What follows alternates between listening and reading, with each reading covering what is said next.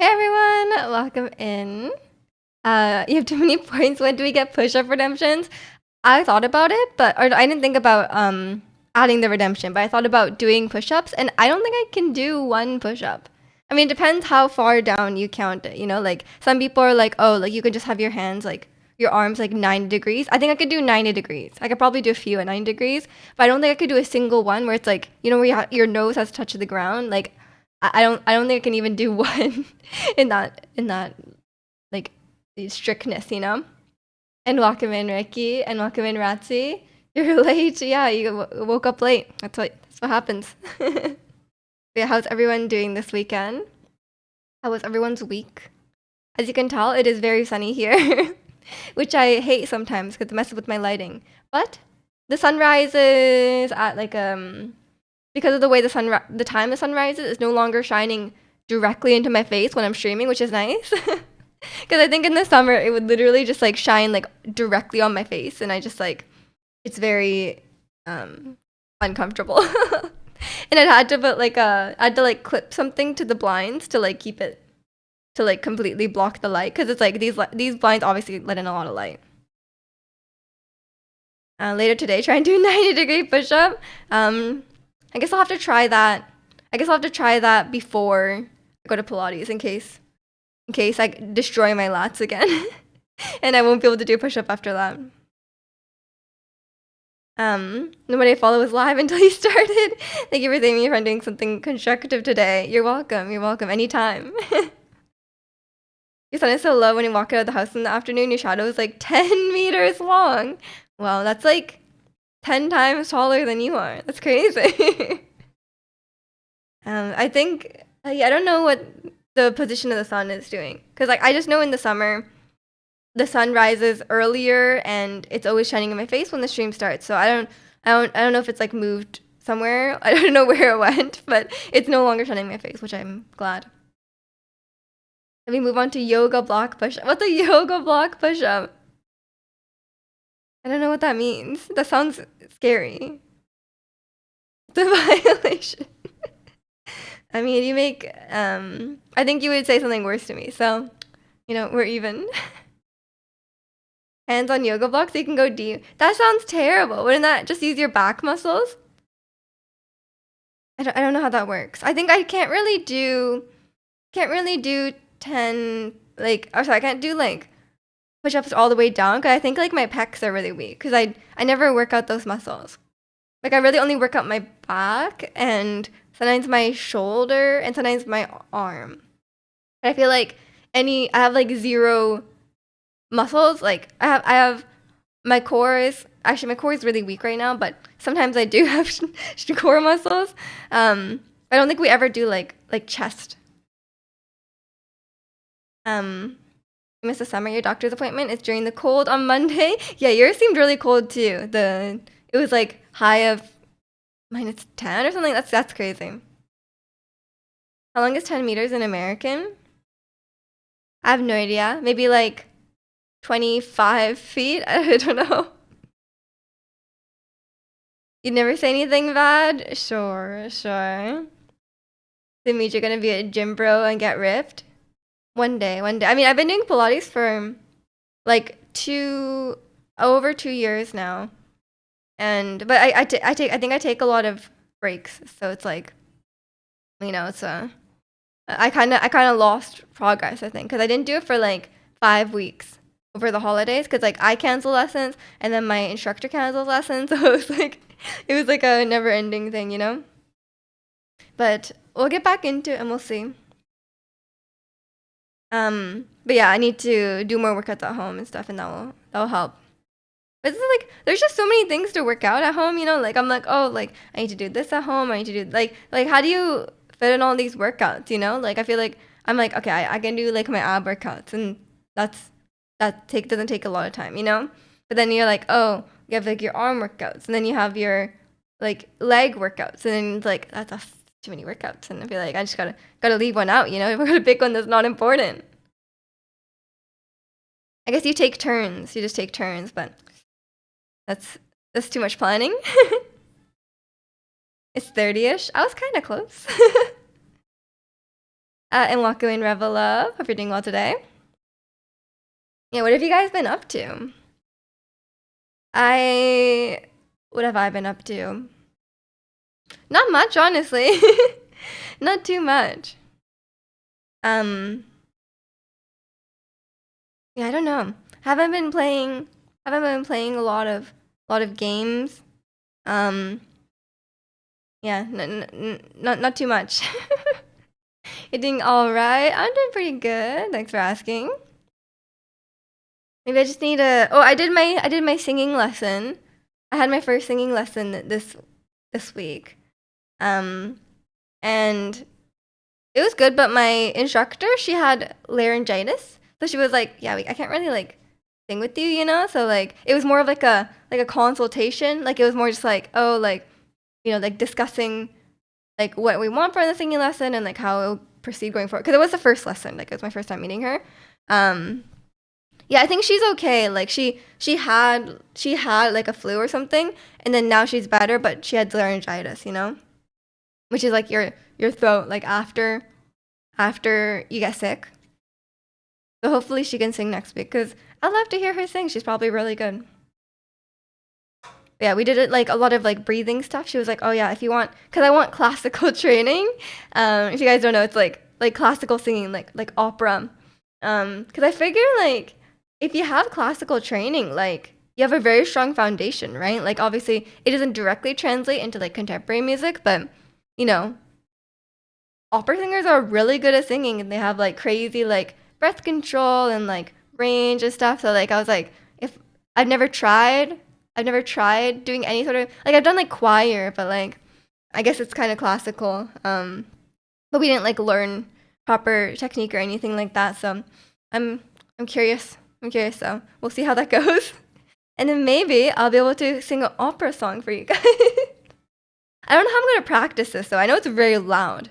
Like I live in an apartment, like it's just gonna be very loud. You've been playing the Batman series recently. Nice, nice. C and algorithm data structures. Life is great. I don't mind. I think algorithms and data structures is fun. That one is like directly applicable to work. Like, cause like C is kind of like who's using that? Like come on, this what a tedious what a tedious concept. I know people use it, but like come on. But data structures and algorithms can be quite like for interviews, especially like actually specifically for interviews.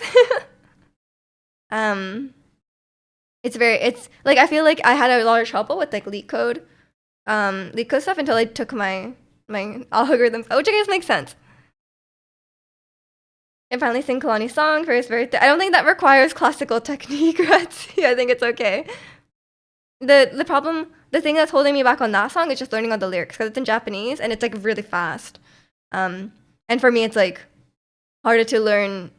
Like when it's an English song, I could just like learn the lyrics as I'm singing along. But in Japanese, it's like there'll be a lot of words I don't know. There's a lot of words I don't know, so it's like harder to memorize. It's hard to memorize when some of the words you don't like. It's hard to memorize when you don't know some of the words. Especially like song Japanese is like really different. Like the words they use in songs are not always like everyday words that you just use casually, right? So sometimes it's like, or she's using it in like kind of like a unusual way, just to fit the vibe. Classical for technique is best generally in music. I don't know much about singing, but I imagine it's the same. I'd imagine too. It's like for example, if you're like very proficient in like classical piano, you could translate that into like while you might not be like the best jazz piano player immediately, you'll have a really strong foundation and it's easier to like branch off from that rather than the other way around. Which I think is the same for music. The coordinator when I was talking to her like about wanting to learn classical, she was like, "Oh, it's like learning like if you're like a dancer, learning like ballet. Like if you're like even if you're like a hip hop dancer, learning ballet can be like beneficial." Like Kazuha from Lizard. um, if only you could speak. Yeah, if only I could speak Japanese, I could learn the song easier. But yeah, I'm getting there. I'm getting there. Also, the song is like really fast. Like it's like if you guys like full chat full of weeb. People all have heard Yori ni Kakeru, right? Like the Yoasobi song. Um, it's like it's very fast and she kind of like jumps around a lot, you know. So it's that's my nemesis a bit in singing. But it's okay. I'm sure you guys won't notice notes here and there being slightly flat. Maybe like Ricky might notice, but Ricky won't say anything. And don't lump me in with them. Sure, sure. I'm just saying there's a large number of weeps. Not that I didn't say everyone was a weep. But it was a very popular song, you know? But yeah, it's just more the word. And then there's like one part that's like literally like a tongue twister. It's like on purpose. There's like a lot of like alliteration. And I'm like, why did you write this? It's so hard to say. So it's definitely a bit of a struggle. But I think I'll be there by Lonnie's birthday for sure. But yeah, we'll see. We'll see. I don't think I'm gonna learn any songs that I would sing on the singing stream in my singing lesson. She mentioned that we might learn some songs, but I'm not sure what. Cause I don't really know many classical songs. Like I don't listen to classical music very much. So we'll see what we end up learning. She mentioned like Phantom of the Opera, and I do know that. I do know it's not like full classical, but it is like musical theater kind of classical. So maybe that's more. That's a bit more like good starting point, you know? Sing something from Don Quixote. What? What is that? Is that actually? I thought it was a book. Is it an opera? Oh, this whole time in Japan, there's a store called that, right?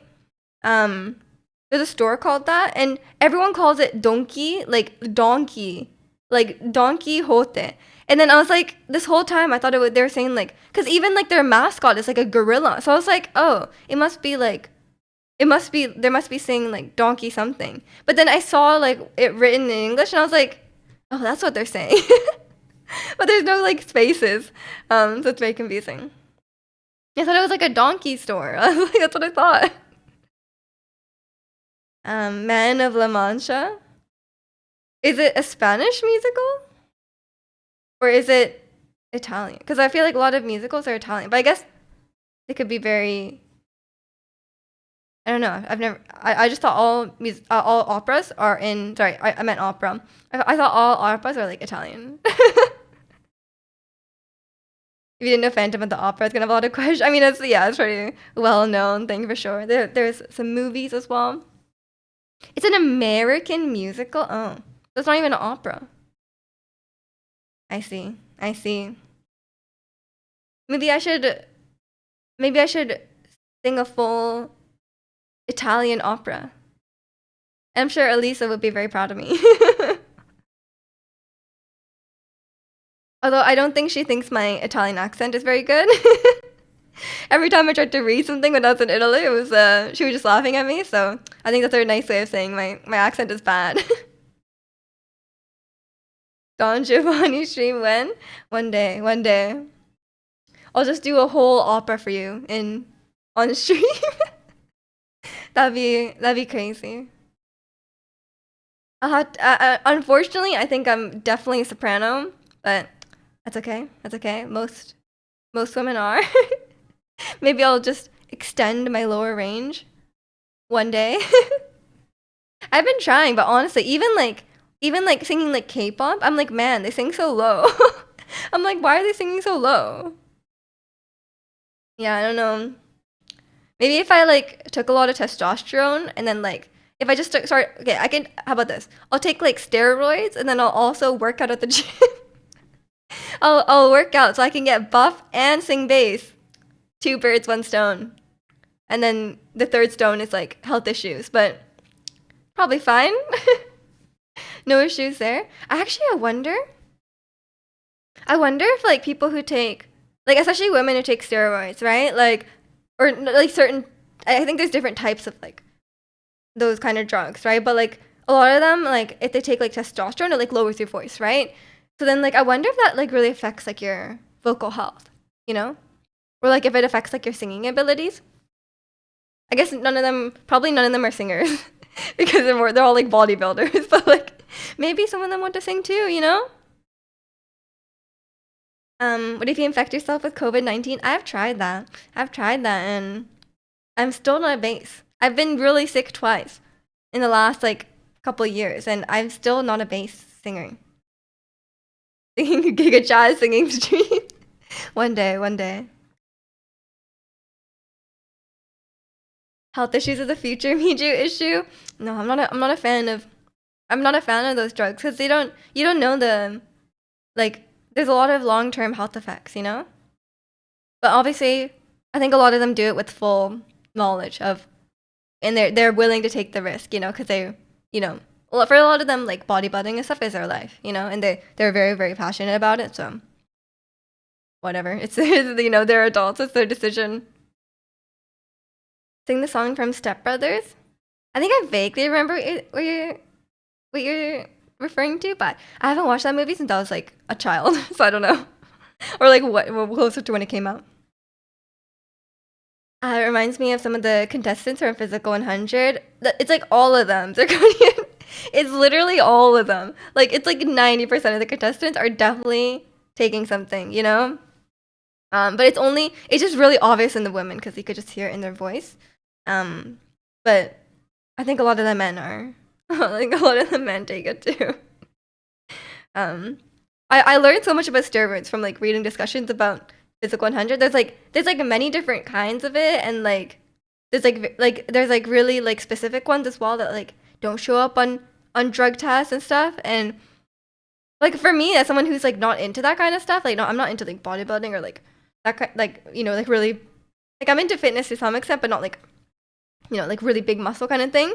So I think most people, including me, don't know what's like a natural, reasonable body to have, with like without steroids, right? Like I think, like like if you see Thanos, then like obviously it's like you know most people can tell, but like if you look at like someone who's like a bit smaller, um, like even people who seem quite reasonable, like I'm like oh like this person, that just seems like someone just really buff, you know? But I guess you know the I think the limit is small, like the natural limit is like smaller than you think, because it's just like it's probably very normalized, you know, like probably a lot of like celebrities to get like really really bulky for like whatever role and stuff like that. Maybe they do stuff, I don't know, but honestly I have no idea. I just read the Reddit discussions and see what they say. But usually it's like up in the air as well. Eat a lot when you're sick because I have to keep the sadness at bay. It depends how sick I am. If I have like a really high fever, I don't eat, you know, which is bad as well. But like when you're really sick, you don't have much of an appetite because your body's just like doing nothing, or it's just like fighting, you know. But I think I need to do that. Yeah, I think it's definitely more obvious, or at least for me, I feel like it's more obvious in women because like one, a lot of times their voice, and two, like some of them are just like really buff. Like some of them are quite obvious. But same with the men too. Some of the men are really really obvious. I heard that it's like you can tell like by the way their muscles, like for example, like apparently like this muscle here, they're trapped. Like I think they said like a lot of times people who are on like performance enhancing drugs, it's like it looks like kind of like separated from the like it's very lifted up from the rest of their body. I don't really know what the scientific reason behind that is, but apparently that's a giveaway. And apparently you have to be very careful too when you're taking these drugs because like your muscles will become very strong, but your ligaments will not, right? Because like it's not like it's not like a drug for your ligament. So I think like you can like if you end up like because you're like getting so strong so fast, like if you end up lifting too much, and like you can really hurt yourself as well doing that. I guess there's a lot of like you know knowledge knowledge about it that you need to have. Um, but I guess I won't have to worry about that. I'm okay. Um, But they come out with the ligament drug, I'll hear them out. Honestly, that would probably help a lot of people, to be fair. Like if it just like, I mean, it depends on the side effects, right? Because like in in in theory, a drug that just makes you have bigger muscles, that's like not really hurting anyone, like whatever, right? Um, but like if you're just like if the thing is like there's a lot of like negative health effects, so it's like I think that's really the main issue. And like a lot of like young people will take it and not really consider the full side effects, you know? It's like okay, you might like literally not like die, but like maybe die, you know? Would you guess today's topic is steroids? Yeah, I'm not really sure how we got here. And welcome in, Dr. B. Hope you're doing well, or DRB, sorry. And welcome in, Sally. I appreciate it. Appreciate it. Hope you're doing well. The side effects are a problem for the future. I mean, that's I'm sure that's how a lot of people think. But yeah, it's anyway. Regardless, ignoring the steroids thing. Moving on from that. What else? What else? Oh, Jack and I have been watching Ted Lasso recently, which is like a Apple TV show, and it's really good, especially season one. Um, it's kind of like advertised as like firstly, Apple TV needs to like I don't know, like Apple TV is like what $13 a month, and or it's like $13 a month Canadian, so maybe like $10 US. But they don't really have like a lot of shows, right? Like they have really good shows, don't get me wrong. Like Severance was really good. Season 2 came out like yesterday, so I need to watch that. But like Ted Lasso is really good, but like not many people will watch it because like it's on Apple TV, you know, like just getting Apple TV for one show or like just a few shows, especially at that price, does not seem worth it. But who knows? Who knows? But yeah, it's really good. Also, welcome in, Vips. Your heart muscle gets bigger too. That's actually not good medically. That's not good. Definitely not good. But it's like Ted Lasso is kind of advertised as like a sitcom about like it's basically based off. There was a commercial apparently on NBC where Jason Sudeikis plays a guy named Ted Lasso, and he's like a football coach, an American football coach, but he gets hired as a British football coach, like a European, like soccer. He gets hired as a soccer coach, and he's like, wait, this is not football. So then apparently he just was like, you know what, this is a funny concept, let's make a whole show about it. And it's kind of advertised and like it's kind of branded as like just like a funny sitcom, but it's not. Like it's, don't get me wrong, it's really funny, but it's like really emotional. Like it's such an emotional, sweet, like wholesome show. Like it's really wholesome. Like, but they tackle also like really heavy topics as well. But it's all like very, I don't know. It's just a very like the show just has like a lot of heart to it, which I was not expecting going into it. Like I was just thinking it's a sitcom about soccer, you know, like a sports thing. And I was like, damn, like I think I've cried. Like, I think I said this about The Good Place too. I feel like I cried more than I've laughed. Like, there's some good laughs, but I was like, there's a lot of really emotional moments. I feel like Jack loves Ted Lasso, but I know he's British. Yeah, he really likes soccer, so it was definitely a good concept. But the show's not even that much about soccer. Like, I don't really follow soccer or know much about soccer, especially like British football scene, right? But like, I still really enjoy the show because it's really just about the characters and their relationships. Can we not call it soccer? I just want to be clear, okay? Because if I just say football, people might think I'm talking about American football. How far in are you? We just finished season 2. And let me say, oh my god, since like the beginning, no, maybe even like the end of season 1, I've hated Nate. And I've never felt so validated. I'm like, wow, Nate was really like giving me the wrong vibes, and I was right. Nate sucks. Americans will think that exactly. But I don't know much about I know less about American football than I do about British football, because at least soccer, the rules are very clear. But American football, the rules are not clear. I don't really know what they're doing. Mija can name all the pro English football leagues, I bet. The leagues? I know, well, from watching Ted Lasso, I know there's a Premier League, I already knew there's a Premier League, but I know the league under that is called Championship, which sounds kind of cool, but it's actually the worst league. And then they can like every year, like from what I understand about Ted Lasso, they some teams get knocked down and some teams get put back up. So I guess it's like always switching around. Cause like here, like our sports are franchised, right? So like NHL, like the teams are always the same, even if they suck, right? But they don't get like relegated. But in the UK, they get, or in British football, they get relegated. You like Hit Boy Nate, but that was wrong. Honestly, I kind of liked him in like the first half of season 1, but even in the later half, he was giving me bad vibes. I don't know. Nate actually has bad vibes because he's like the pathetic character that everyone feels sorry for. His behavior is never taken seriously. Exactly. But he's like the worst of both worlds. Like he's like a really timid, shy, like insecure guy, but his insecurity is actually really toxic. And when he like kind of gets past his shyness, he's actually awful. Like he's so mean.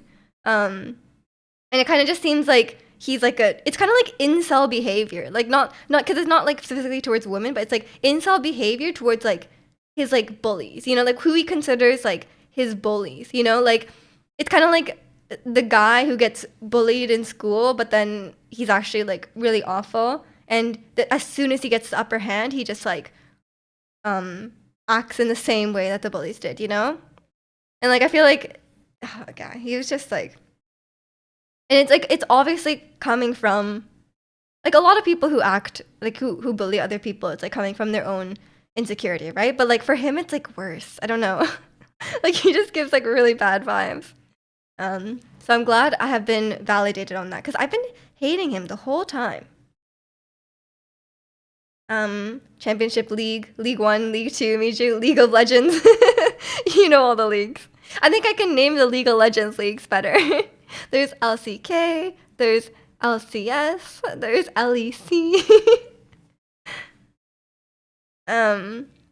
Early season 8 is me, late season 8 I wanted to watch Lutz. Yeah, exactly. Like at the start he's like, oh, like wow, like the kit boy, whatever you called him, he's like, wow, he's actually helping them and he's getting the good like. And when he got promoted to the coach, I was like, oh, I'm happy for you. But as soon as he got promoted to the coach, he was immediately so mean to the new guy, the new kit guy. Like I was like, why are you being such a jerk to that guy? And he's so mean to Colin. Oh my god, poor Colin. What did Colin ever do? Is it because he's Welsh? Like, Colin didn't do anything wrong, and he's just so mean. Oh my god, poor Colin. I think it's just really well written too, because his character is consistent throughout. Yeah, exactly. Like the only thing it changed was his like position of power, I guess. But he was always going to be like that as soon as he achieved that, you know.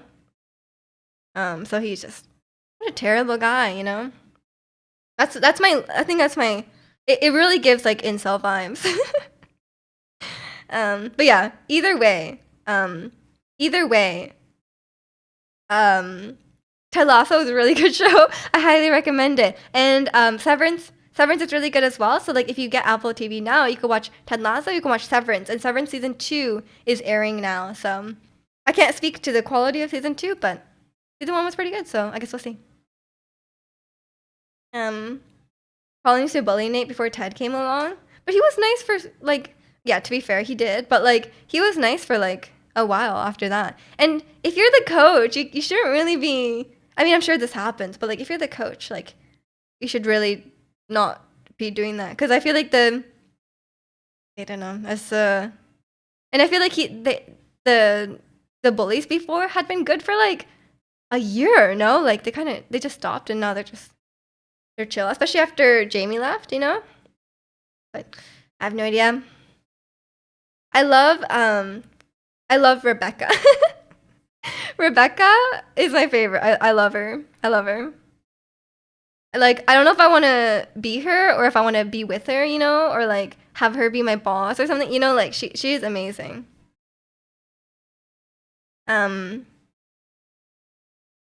Like I saying, watching Severance, you're not getting Apple TV. It kind of sounds like you've watched Ted Lasso, though.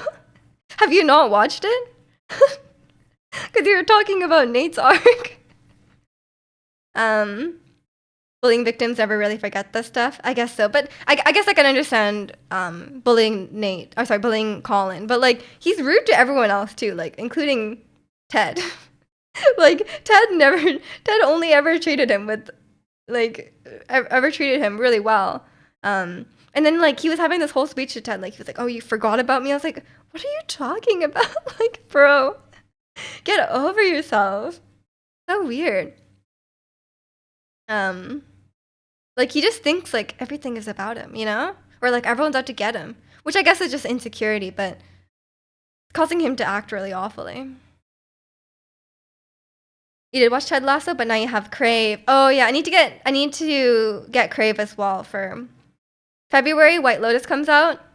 Oh, you should. Have you watched White Lotus season 1 and 2 before Lisa's season?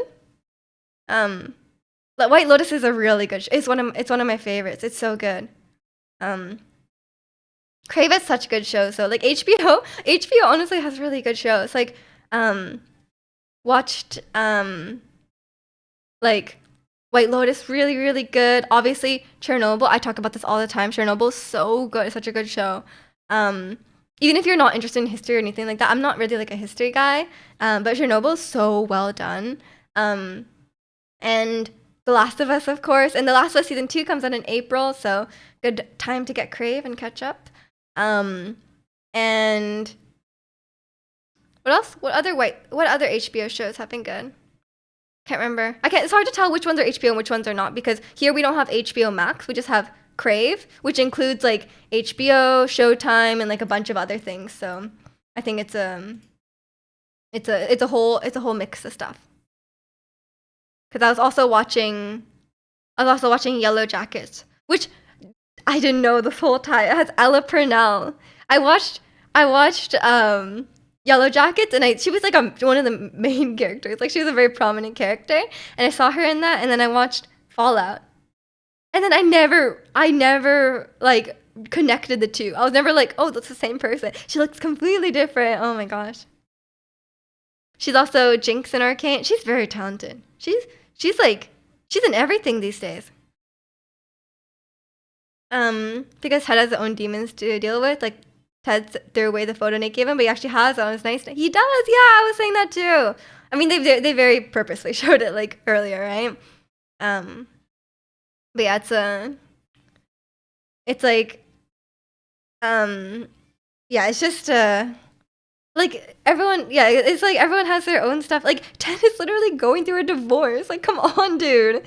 He doesn't have time to like babysit you.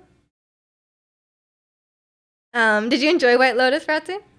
I thought it was so good. It's such a well done show. It's kind of like a black comedy, but like kind of like a satire. Like it's really well done. There's also like an incel kind of guy in that too. What's his name? Albie in season 2. He's like kind of weird. He's a bit weird. he gives a bit like he gives like nice guy vibes. You gotta play Last of Us 2 before it comes out. Does it have a PC port already? I don't know. It's been like 5 years, so like surely they have a PC port. I don't know. Yeah, you'd have to check. I actually have no idea because I played on PS4 when it came out. That's okay, Redsy. I'll use my own account. Yeah, you loved Albie? Really? He's kind of weird. He's like very nice guy vibes. He was like, I like wounded birds. So I was like, bro, that's so creepy. Such a weird thing to say. Like, chill, dude. On April 3rd, when's the show? The PC port comes out on April 3rd. The show comes out, they just said April. So it must be after April 3rd, unless it's coming out like April 2nd, you know? Maybe that's on purpose? I think the show will come out weekly, so you'll have lots of time to play the game. The game is kind of long, though. I would say it's probably like 30 hours long, something like that. But prepare yourself, Ricky. I'm sure you know. Prepare yourself. It's a very depressing game, but I'm sure the show will be just as depressing. So I don't know which one will be more depressing. Because like when I played The Last of Us 2, I felt depressed. Like I literally went in, cried for the first like 10 hours, right? And then like I was like, surely it gets better from there. You know, like I was like, oh, we've hit rock bottom. We can't go worse than this, you know? And then it gets worse. Like literally. Like it just like you're like just bad things just keep happening. Like they're like, okay, surely, you know, we've hit rock bottom. Everything terrible has happened. And then like you keep going and it's like, nope, it gets more depressing. And then you keep going, no, it gets more depressing. And you're like, chill, like this is too depressing. It's just really like after you play it, you just feel hollow inside. Like I just felt like empty inside after every time I put down the game for the night. I just felt depressed. I was like, wow, there's no hope in the world. The world sucks. I'm like kind of joking, but kind of not. He's a nice guy that no girl ever gave a shot to. No, he's a nice guy, capital N, capital G. The girl that scanned him is an amazing actress. Oh yeah, the Italian girl, right? She's gorgeous. Oh my gosh, I love her. Sorry, I should have something. They're all okay. That's why I was kind of concerned about Lisa being in White Lotus because that show is full of incredible acting. Like really, like everyone is like a really top tier actor. And like Lisa's never acted before, so I'm like, either she's gonna have like a small role that doesn't require a lot of it doesn't require a lot of like a lot of acting chops, or she's surprisingly really good at acting. So I guess we'll see. Cause like Jisoo was actually quite solid. She wasn't like the best actor ever, but she was like good and she was good. Like so maybe Lisa is also very multi-talented. We'll see. I want to hear her speaking Thai as well. I think that she'll definitely speak Thai on the show. At the beginning, but I don't know how it develops. It's motivating. Yeah, I'm just preparing you, Ricky. I just feel like you should be prepared. So don't play it if you want to have a happy time. Like you're just gonna maybe have a sad time for like a week, you know. But I'm over it, and I'm ready to have my soul crushed again in April. I also have a lot of issues with the game. I think the game. I don't hate it in the same way that a lot of people hate it. The game got a lot of hate from the wrong type of people. But I have issues with the pacing and stuff like that in the game. And the pacing issues from the game, I think, stems from it being a game. And they were thinking about the mechanics, the gameplay progression. So I'm hoping in the show that they fix those issues, so it will overall be a better story, you know? And I saw the trailer, and Caitlin Denver looks really good as Abby, and I hope she does not get bombarded and sent death threats by incels.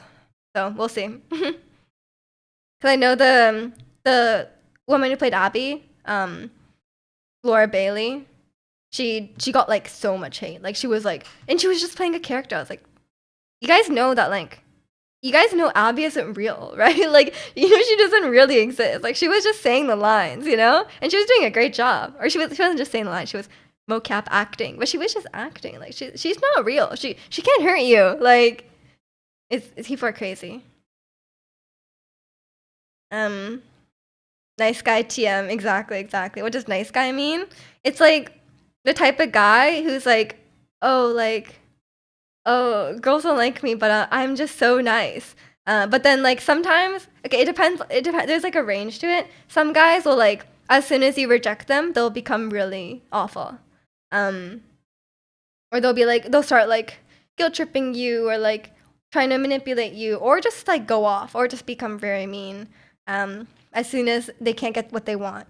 Or sometimes nice guys just think that it's, like, kind of entitled. Like, they're like, oh, like, I deserve to be able to date you because I'm nice. I'm like, but like being nice is obviously just like the bare minimum to like any other human being, you know? Like they just kind of see women as like a machine. If you just like insert the nice tokens and you'll get whatever, you know? But obviously just being nice is like a basic human decency to like any other human, you know?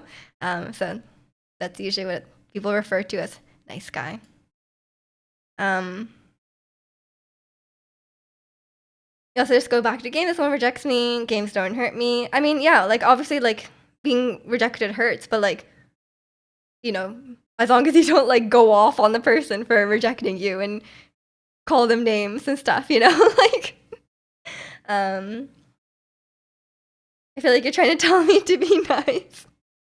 No, I'm just saying, like, you know, like just being nice doesn't get you anything, you know? Like that's just like yeah, you were nice, good job, like bro, like but zirconian doesn't even do that, so you know.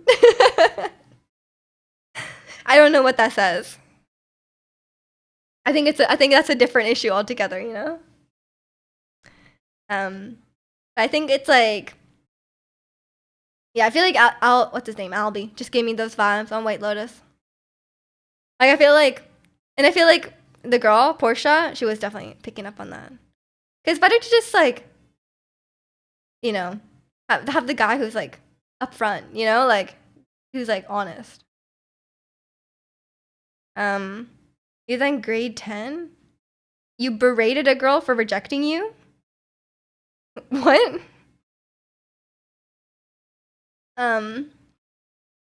That's not good. If that's what you meant. What were we even talking? What were we talking about? The Last of Us? What are we talking about? I called her the S word and she was very unhappy. Dude, that's kind of messed up. But if you were young then and you learned that, you know, you should not do that. Fair enough. Yeah, it's like it's one thing if like people do it when they're a teenager and they're like immature, you know, and they don't know how to deal with rejection. They don't know how to like, you know, they don't know how to handle these emotions, right? And they're like have their own like growing and stuff to do. But a lot of people are still doing it like well into adulthood. And it's like, bro, you never learned? Like, come on. Like it's one thing if like, you know, some 10-year-olds are asking each other, like asking a girl to a dance, and then she says no, and then you're like, oh, you're stinky. Like, fair enough. That's not that you meant that as the S word. But yeah, as long as, you know, you learn from that and never did again. For grade 10 is a bit late. It's way more effort to react in a dumb way than to just leave after a rejection. I mean, yeah, like if someone like that's the thing, like they don't owe you anything, right? Like yeah, you might really like this girl and you might want to be with her, but she doesn't you're not entitled to be with her, right? Like she's her own person who makes her own decisions, right? And you should just respect that and leave her alone, you know? Some people don't really know that being nice is the bare minimum and confuse someone being nice with them liking them. Yes, that happens a lot too. And that kind of sucks too, because like I think a lot of times like I don't know if it's the same for men, but at least for women, like a lot of times they have to be very careful when like making new friends and stuff, where like we have to be like, oh, like we don't want to be like overly nice because like people will take it the wrong way. But like you're just really being nice. And I'm kind of like I'm pretty like outgoing, kind of upbeat kind of person, but I think like especially when like making new friends and stuff, but like I always have to be like kind of careful, you know, because I feel like people get the wrong idea. Actually, it depends who I'm meeting. If it's like a stranger, then I'm not that nice. It's like I'm very much a person from Vancouver. Okay, I will be very dismissive to like a complete stranger. Wonder what TikTok is like today. It's the last day of American TikTok. Is that true? Are they actually? I wasn't really following it because I don't really, haven't been following that. Or are they getting rid of it? Because a while, like ages ago, they were like, oh yeah, TikTok is banned, but like nothing ever happened. Or maybe it was just like it takes a long time to go through the bureaucracy. I don't know. Wonder how it'll be tomorrow. I think it'll be closed tomorrow, right? If it's me, you're not that nice either. Yeah, I don't really know who you are, you know? Like, who is this guy? And welcome in, Jose, finally. I've actually never really used TikTok, so I don't have a personal preference on this. Um, is it just banned because it's like it's owned by China? Is that why? I feel like so many other things have like TikTok stuff. Like there's like Instagram Reels, there's YouTube Shorts. Surely people can just move to there, you know? I don't really want like I don't really want like the CCP with all my information anyway, you know? Like I'm okay with YouTube Shorts. On how different it would be without such a huge country. I don't know. I guess the Western side of TikTok, like the English speaking side of TikTok, well, I think will kind of die out. People will just move to something else, right? But like, I think in China they have their own version of TikTok, and I'm sure that's always going to be extremely popular. But it's like separate. Chinese is dying. I mean, it's like it's always kind of sus when the CCP is like owning it, right? China's hoovering up American citizens' data, and they only want American companies to do that. Exactly. I mean, I've kind of given up on my data at this point. I think it's just kind of one of those things in the like in the this day and age, like you can't really keep all your data private. Like there's nothing you can do at this point. And welcome in, Maestro, reading well. Phone is extremely socially close. I just assume if you're nice to me, it's normal behavior. I'm gonna need you to verbally say you're interested. Exactly. I think that's probably better. I mean, there's obviously like there's a point where someone really does not pick up on hints, right? But I think it's better to err on the side of like they're not interested than assuming that everyone is flirting with you just because they're nice, you know? That's probably less destructive. And welcome in Nightfall, who's actually gonna enforce a TikTok ban. I guess like people can just use like VPNs and stuff. I have no idea. But I assume people will just move to something else. Like if it's just too like if it's just like too annoying to use. And like surely like YouTube I mean I don't use TikTok, so I don't know. But like Instagram and like YouTube is YouTube Shorts is like sure they could just move there. I don't know. Probably negatively affects TikTok's monetization in America. I guess yeah. I didn't think about the TikTokers, but honestly, I don't really care. I don't have a stake in this. And welcome in, Kirby. You signed up successfully for the free Nintendo Switch 2 experience. Drawing? Mystery? What is that? If I missed the hints, oh well. It's better to miss some hints than to be a creep, you know? So I think it's better to err on that side. Oh yeah, what do you guys think about the Nintendo Switch? I don't think we've discussed this, right? I personally, I don't really care for a hardware upgrade because I'm like, you know what? I don't really care about my Switch performance. I'm not like a tech guy, you know? But I'm sure people are happy about it. It can run better games.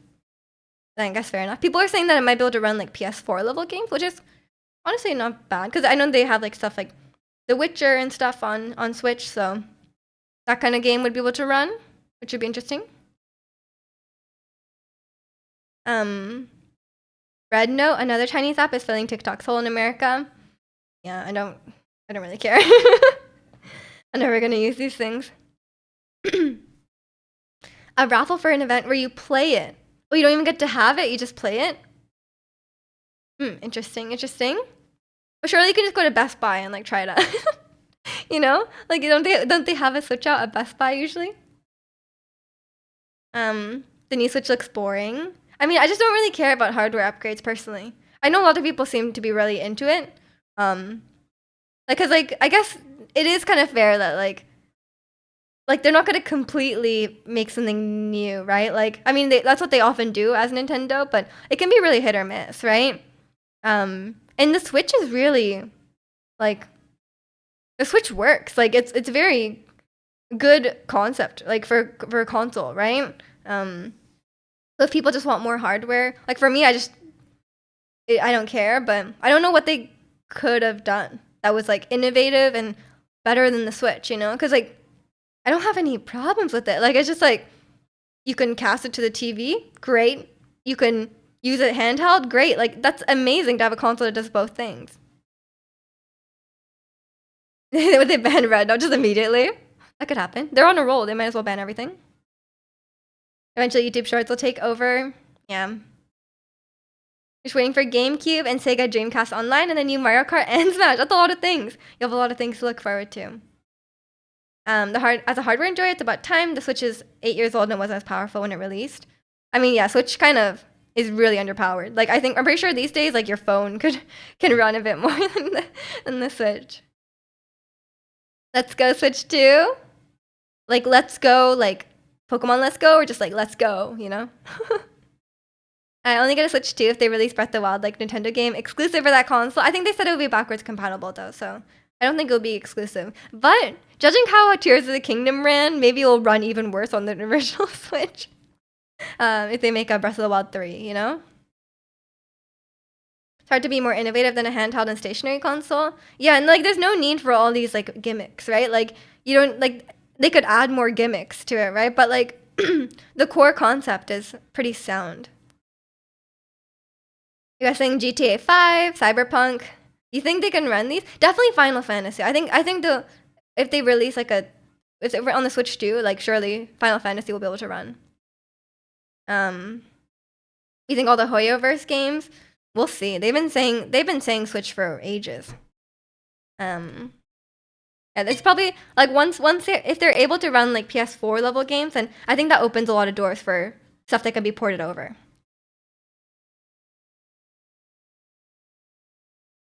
You'll wait for the Switch 3 to buy the Switch 2. I kind of do stuff like that too. But for me, it's just like,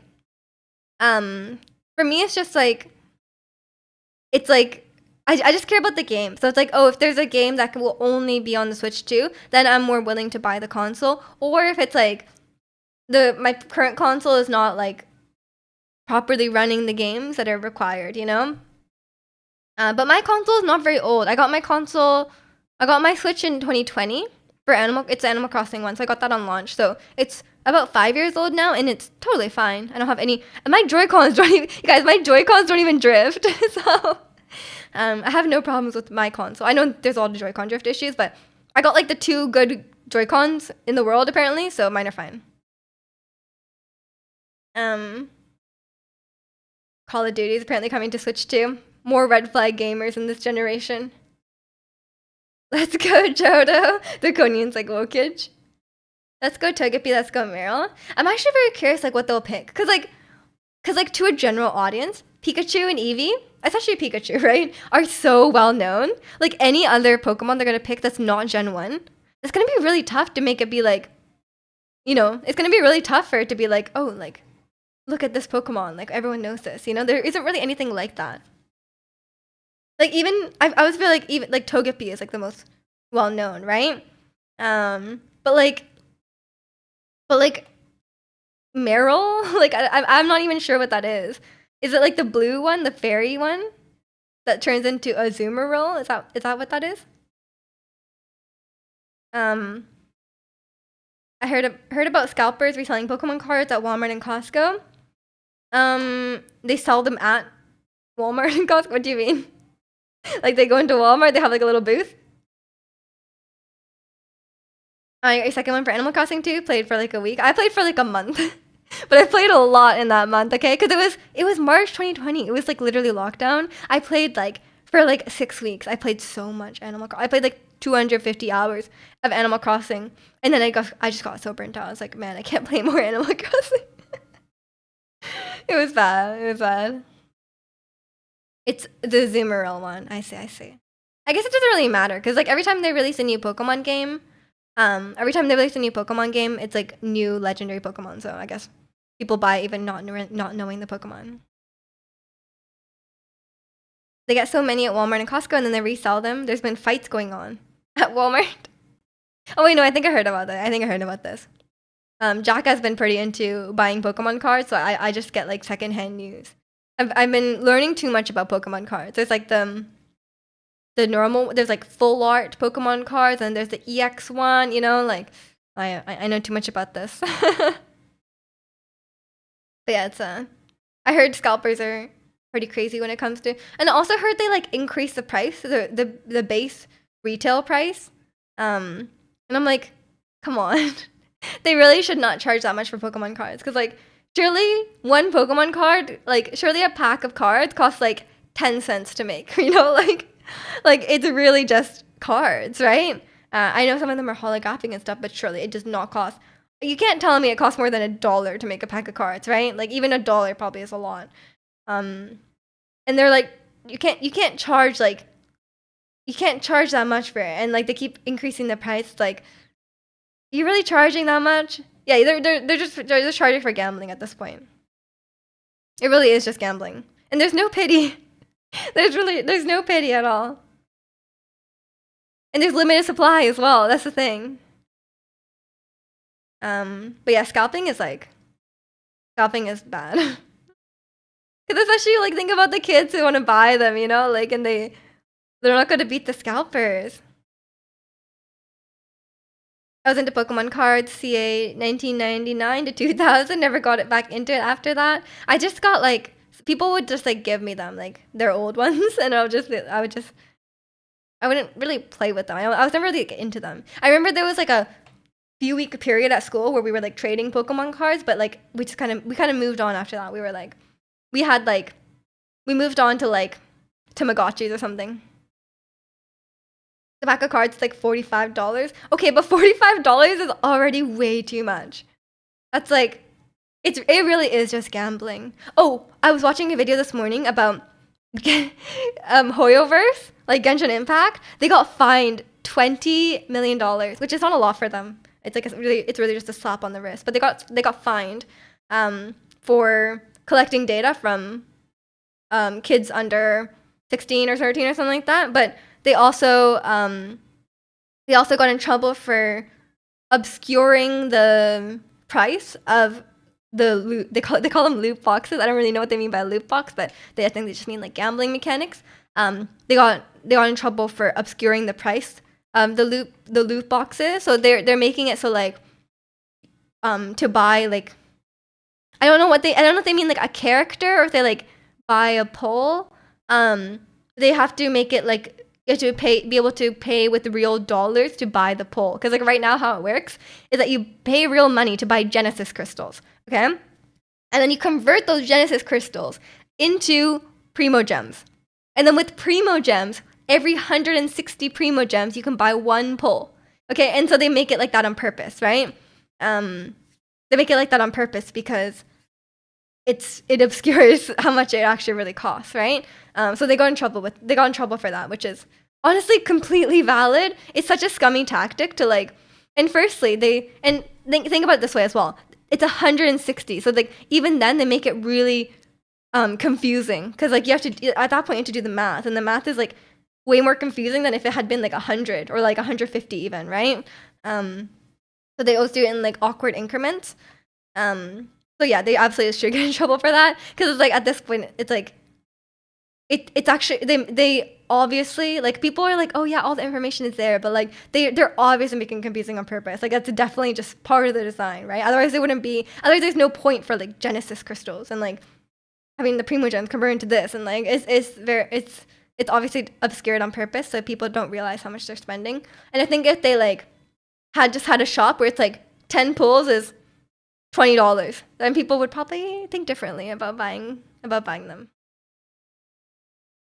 You have a Lugia card from Gen 2 that goes for $200. Ooh, are you gonna sell it? Why don't they do it like they did with GPUs and limited of one? Yeah, they really should limit how many Pokemon cards you can buy. Because like it's kind of stupid, you know, like everyone should be able to buy them. No way they collect data, no way. I think it's just illegal to do that or something. Under the FTC.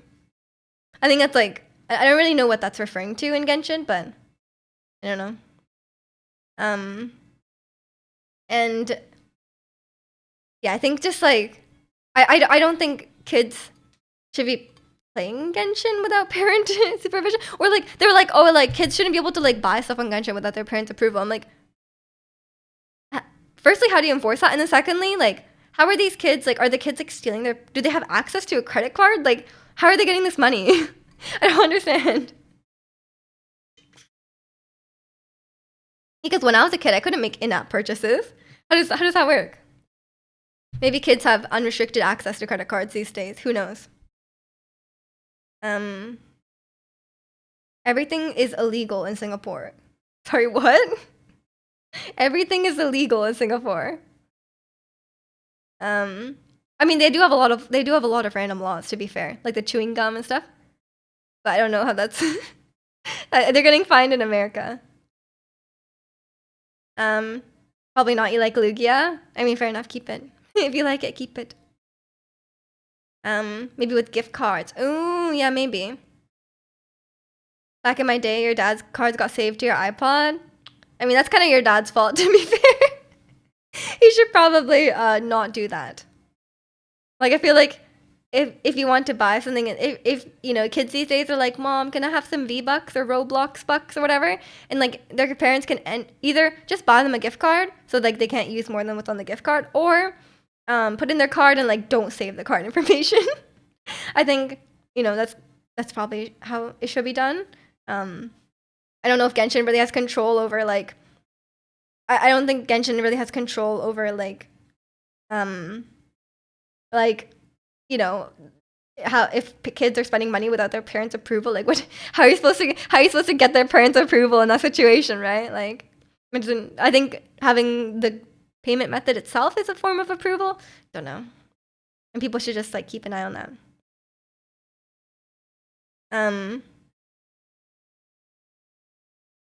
Mom, I want V-Bucks. Exactly. Did you 100% ask Mom for V-Bucks? I asked her and she said no. Ratsy's dad just found it, so he tore down the wall. True. He just heard about this. He just heard about you buying an app with this credit card. But yeah, I definitely think I really don't agree with the gacha system. There's so many like, it's really just gambling. Like obviously gacha is gambling. I think all of us recognize that. But Pokemon cards and stuff are also gambling. And I think, and then like that's the thing, because like there's obviously like a lot of restrictions on like real gambling, like ow, I punched my desk. Like casinos and stuff like that. There's obviously a lot of laws and stuff like that, right? But like with like games and stuff like that, I feel like the laws haven't really caught up, and they do a lot of scummy stuff, and they kind of get away with it. And a lot of the people who participate in that are kids, you know, and it's like the kids aren't really, even adults. There's a lot of adults don't have the self-control for that, you know, and you can't expect kids to have that or really understand what they're doing, you know. Like sometimes the kids are too young to even understand the value of money, you know. So I think it's pretty valid, honestly. I think if Genshin is being forced to change their ways, I hope so. At this point, like, I'm not really worried for myself because I fully understand the gacha system, and you know, I know I don't have an issue with gambling, but as much as I sometimes play it up for stream, like I don't have a problem with it. So like I think it'll be good. It'll be good.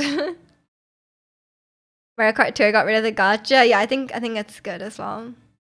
Nintendo does not need that gacha money. Monster Hunter Wilds doesn't have gacha. There you go, problem solved. I mean, a lot of games don't have gacha. You saved all your primos and your interdimensional fates are at 83. Let's go. We love responsible gambling. Did you wait? Sorry, Maestro. Did you ask your parents? Make sure you ask your parents first. Let's all ask her for. Actually, maybe we would solve a lot of problems if we all had to ask our parents before we gambled. Imagine calling up your mom and being like, "Hey, mom, can I spend $150 on this video game to get this hot waifu?" Like, I feel like we would all spend a lot less. You're an adult. Ask your parents, Maestro. You gotta ask. Gambled a lot in League on this chess. What chess? They have gacha in League now. But I think before it wasn't really gacha, was it? You love nerds. Someone ported Doom to a PDF file. What? How do you port Doom to PDF? Don't forget to get. She won't be able to get the next 5-star she wants. Yeah, I'm like, Mom, please, I need Shenhe. Getting a Shenhe, maybe a Baiju. I'm just gonna get Shenhe. I already have Baiju. Hextech Masterwork Chess. Yeah, I don't know how the league thing works. I just know I get 3. Like I can open the chest and then I can get 3 skin shards and re-roll them into another skin shard. You know, and I've never gotten anything I like. But to be fair, I only play like 1 champion, so it's kind of hard to get something I like. But I'm hoping I'm just gonna keep going, and one day maybe I'll roll something. That's good.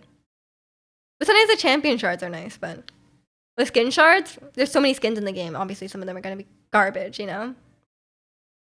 Do chores and you can spend your free emote. That's probably what parents would say. But luckily I didn't play any gambling games as a kid. I only started gambling games when I was like 23 years old. So by that point, you know, to be fair, I have spent like probably like $500 on Genshin, but you know, it was money I was willing to spend. It's money I was willing to spend, and I did it with full knowledge, you know. Used to be able to buy the chest, and the chest contains champions or skins or Hextech gems. The exclusive skins locked behind the Hextech gems. Oh, okay. I guess it's like a loot box. Yeah, fair enough. But right now they've gone so far into the gacha.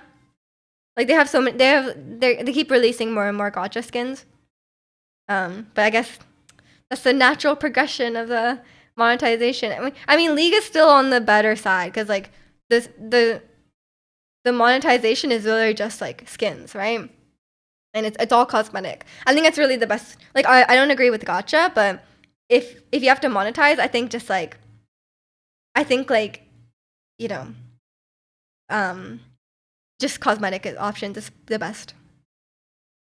Last year, the math year, 25K? What? Are you okay? Oh my god. What is the time period?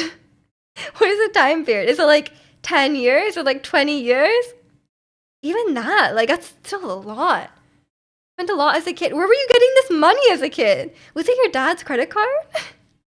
Oh my god. That is concerning. Did you just spend all your birthday money every time? The poor wolf. Your dad's gonna rip down the whole house at this point. You spend your birthday money and whatever money I'd get. Jeez, that is concerning, Ratsu. 25K? Don't you wish you had that money back? Imagine if you invested that. Imagine if you invested that in like an index fund, you know? It would be like a lot of money by now. That's crazy.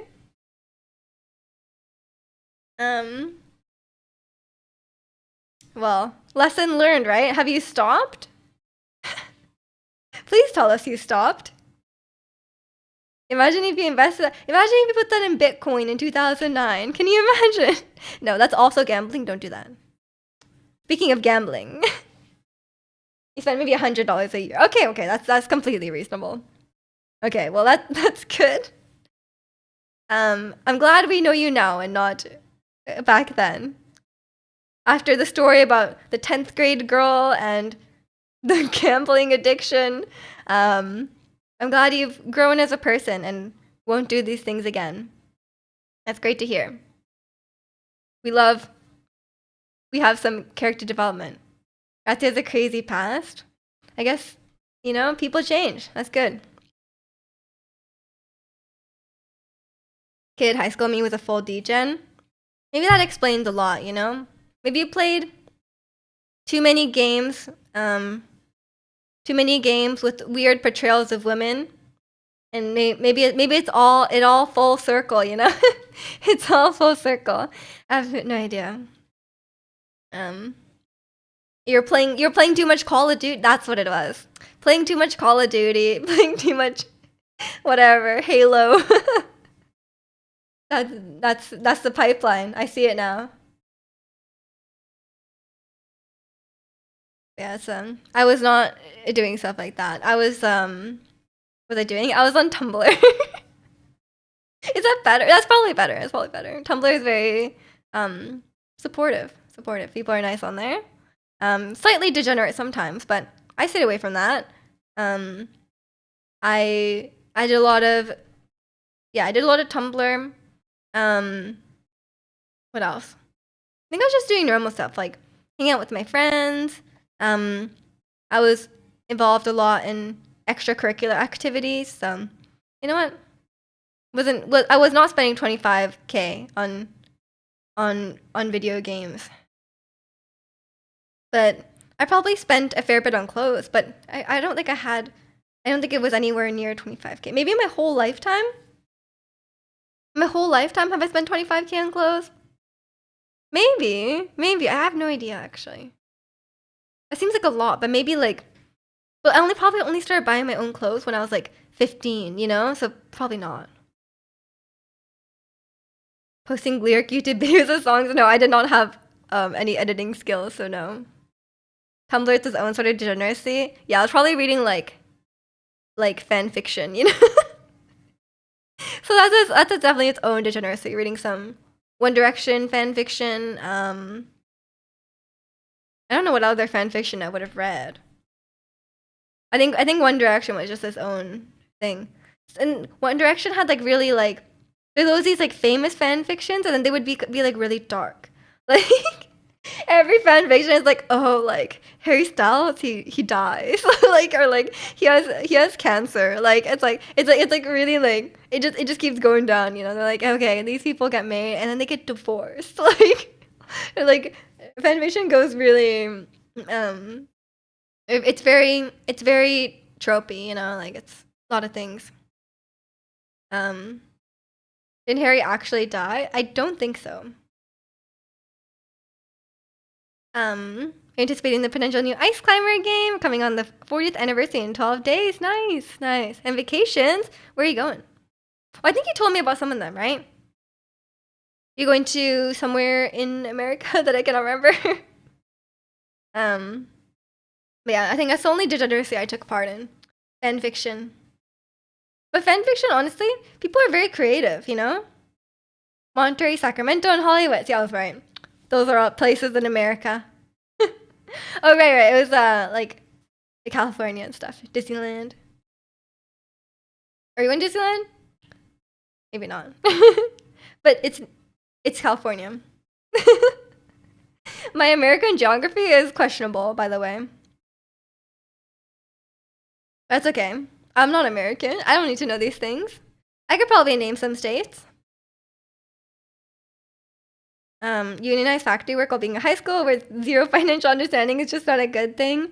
Yeah, my mom taught me a lot of stuff about like personal finance, so I was lucky to have that. And we put I remember when I was like 15, I put $750 into a GIC. If you guys don't know what a GIC is, it's one of those investment vehicles where it's like you get like 2% every year. But it's like guaranteed. That's why it's called like a guaranteed investment certificate. I'm sure every country has something similar. And I put that in, and it was supposed to be for 2 years. It literally says on the account 2 years. But I forgot about it. I forgot about it, and it's still in there. And I call them every year, and I'm like, hey, can I take it out? Like, okay, I don't call them every year, but I call them sometimes. And I'm like, can I take it out? And they're like, no, it has to be taken out on the exact day it matures. And I was like, oh my God. So and then last year I missed it by one day. And I called them, I was like, can I take it out? And they were like, oh, you can't take it out because it just rolled over to the next one. And then I was like, okay, but can I just take it out like with penalties? Like, I don't really care. And they were like, no, you have to go into the branch. Like, you have to physically go in. I was like, oh, I don't want to go in because it's like back home. So, but I'm like too lazy, you know? Because like I technically could just go in and take it out, but it's like not to say like $750, not a lot of money, but it's not like life changing, right? It's like I know it's there. It's not like I'm not gonna lose it or anything like that if I don't go in. It's just that I don't like need that money in now, right? Like I don't like desperately need it right now. Um, so like, and it's like I still have it, right? It's like just because I don't take it out doesn't mean I don't have it. Um, I've just left it. I've just left it. It's been like 10 years. It's made like $50. It's really it hasn't made much money at all. But I guess I might beat inflation barely, or might slightly lose to inflation. Who knows? But that's just that's what I learned as a kid. But yeah, I used to work at the library, um, and the library was really good because um, it was like it's like a government job basically, right? Because our libraries are publicly owned, so like I was getting way above minimum wage, but you can only work like 8 hours or something a week, so it wasn't a lot. But it was actually it's a really good job for a student. It was very highly coveted. It's very hard to get into, but I did a lot of volunteering at the library, so then I kind of got in like that. You're way behind inflation. Yeah, probably. I'm just too lazy to take it out. One day, should I just leave it in there for 50 years and see what happens? I mean, I know what's gonna happen. It's literally a guaranteed investment thing. So I guess nothing will happen. One day I'll have to just go in there and take it all out. I was just way too lazy. That $750 buys a lot of Pokemon cards. I'm not gonna buy any Pokemon cards, man. Um, I'm not a collector. I'm really not a collector. I've never been a collector in any sense. Like I don't collect stuff in game, even if it's just like, you guys see me run past like a chest or something in a game, or like run past an item on the ground and not pick it up. I really don't really care. And I'm not a collector in real life. Like I have my shelf here, but everywhere else in my apartment, I have no restraint in like getting rid of stuff. If I had to claim it in Mexican will, yeah, my future children can inherit my $750. Hey, it might be like $900 by then. If like compound interest. What if it's like $1,000? Well, they'll be so glad I put it in there. We'll see. I'll take it out eventually. I'm just so lazy. Maybe I'll do it next year when it matures. I don't know if I could do it over the phone when it matures. Maybe that's the play. What if it's a weekend? How does it work on the week? I have no idea. These people they're just it's just a bit annoying. Okay. I'm just gonna bath them. I'll be right back. Enjoy the Mallow Mart in the meantime. Give me a couple minutes.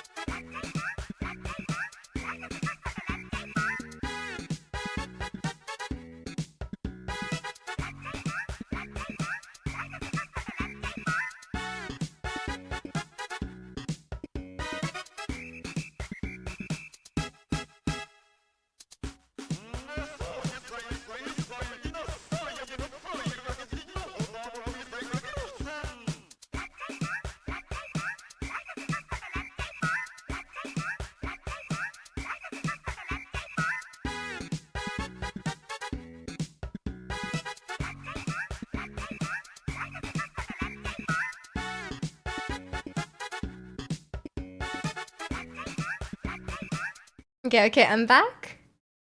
Your grandkids will be rich. Yeah. I'll just leave it for them. That 2% or 2.5% uh return rate will be crazy. um, just leave it there until it's retirement money. When am I retiring? In like 500 years? Maybe. Thanks for the welcome back. I feel like my throat has been weird recently. I don't know if it's because like my humidifier ran out yesterday of water and I didn't refill it till today because I was kind of lazy. Maybe the air is just dry. Maybe that's why. I feel like when I use my heaters, like I have like baseboard heater. I think it just gets really dusty, and maybe that's why. Like I feel like my sinuses are kind of weird in the winter, but it's not like allergies because like why would it be allergies? It doesn't really maybe it's just dust. I don't know. I do like vacuum and I do like dust my desk off and stuff, so not really sure what it is. I've been drinking not cold water, as my singing teacher said, but maybe I should just speak more softly. Maybe that's what I should do. I have no idea. But like yesterday, I woke up and like my voice was so low yesterday morning. Like I woke up and like I was just like, man, like or no, it's Thursday. I had my meeting in the morning and I was just like, oh, my voice is low. I'm like very raspy today. But maybe I just need to speak.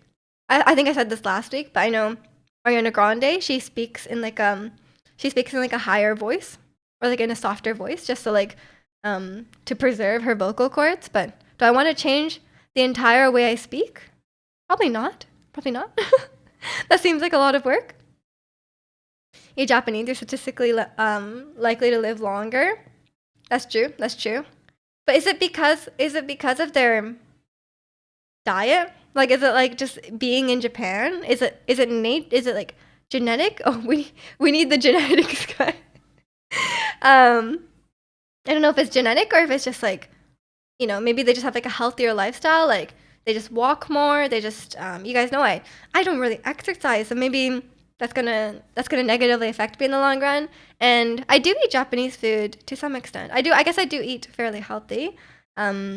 I don't eat a lot of like very processed foods, I guess. And I usually just eat like, that kind of stuff. I don't solely eat Japanese food.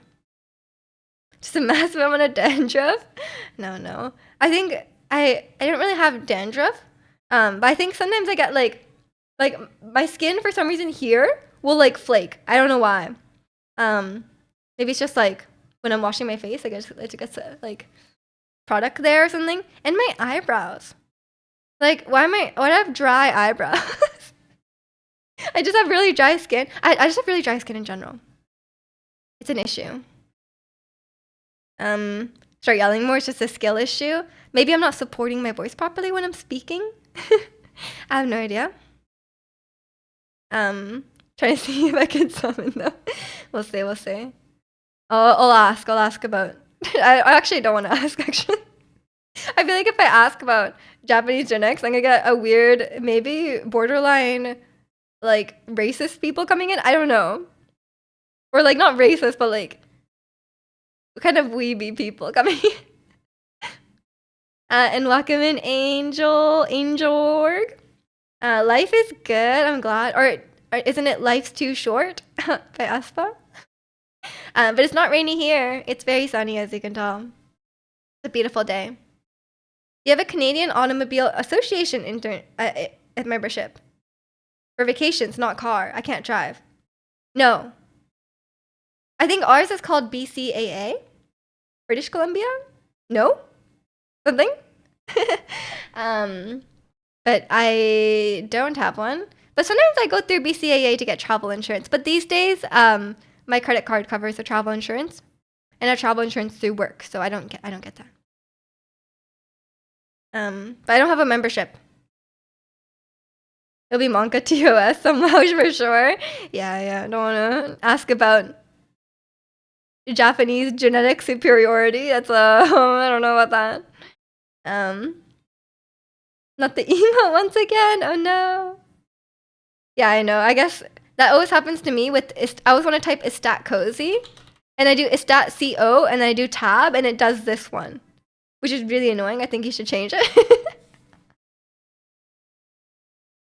But I say that as someone who hasn't changed the scared one, so you know I feel your pain. Is what I'm saying. It's just how Twitch works. I wish it would default to the one you use more and not the alphabetical one. You know. But yeah, it's I don't know much about these auto associations. I'm sorry. That mole's adorable. Yeah, I don't mind. I don't mind. It is a good emote. That'd be helpful. Yeah, they should really do that. We should ask Twitch. Like, just default it to the frequently used one. Cause like, you know, the autofill can sometimes be very strange. Like sometimes I do like, I'll type lol and then it will always autocorrect to this one, because lowercase I guess comes before. Even if you do capital LUL, if you tab, it will become the lowercase one. And I don't know why. So you just have to manually type LUL and then press space. So it will stay that way, you know? It's really annoying. The lol emote, the undercase is not what it's called. Lowercase. I mean that could uppercase, undercase.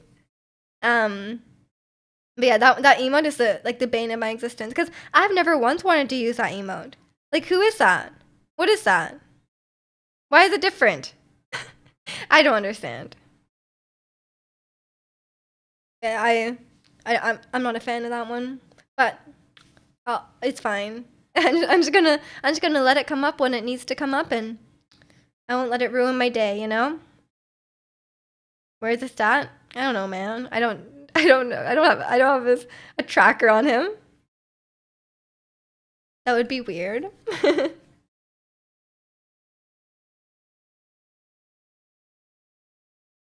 But yeah, it's I do need to get new emotes eventually. I will. I just need to actually get around to it, you know? But I need to find the emo artist, that's the thing. 'Cause I think the artist who made my current emotes, I don't think she's really doing it anymore, so I need to find someone else.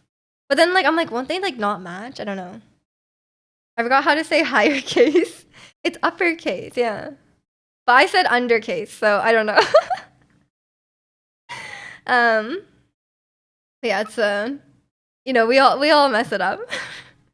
Sometimes I just say something, it like kind of sounds right. There's other word. What? Capital. Yeah, that's the one. But it's capital with an A, right? Capital with an A is the letters, and capital with an O is like capital city, right? Or is it the opposite? I come to this stream for the typographic discussion. Exactly. It's very important. We need to talk about if you don't have proper grammar, banned. Immediate. I would have like no one left in stream if I banned everyone who like made a grammar mistake, you know? Because English is, I'd have to ban myself, you know? I feel like I would be the most prone to making a grammar mistake. I'd probably do it constantly.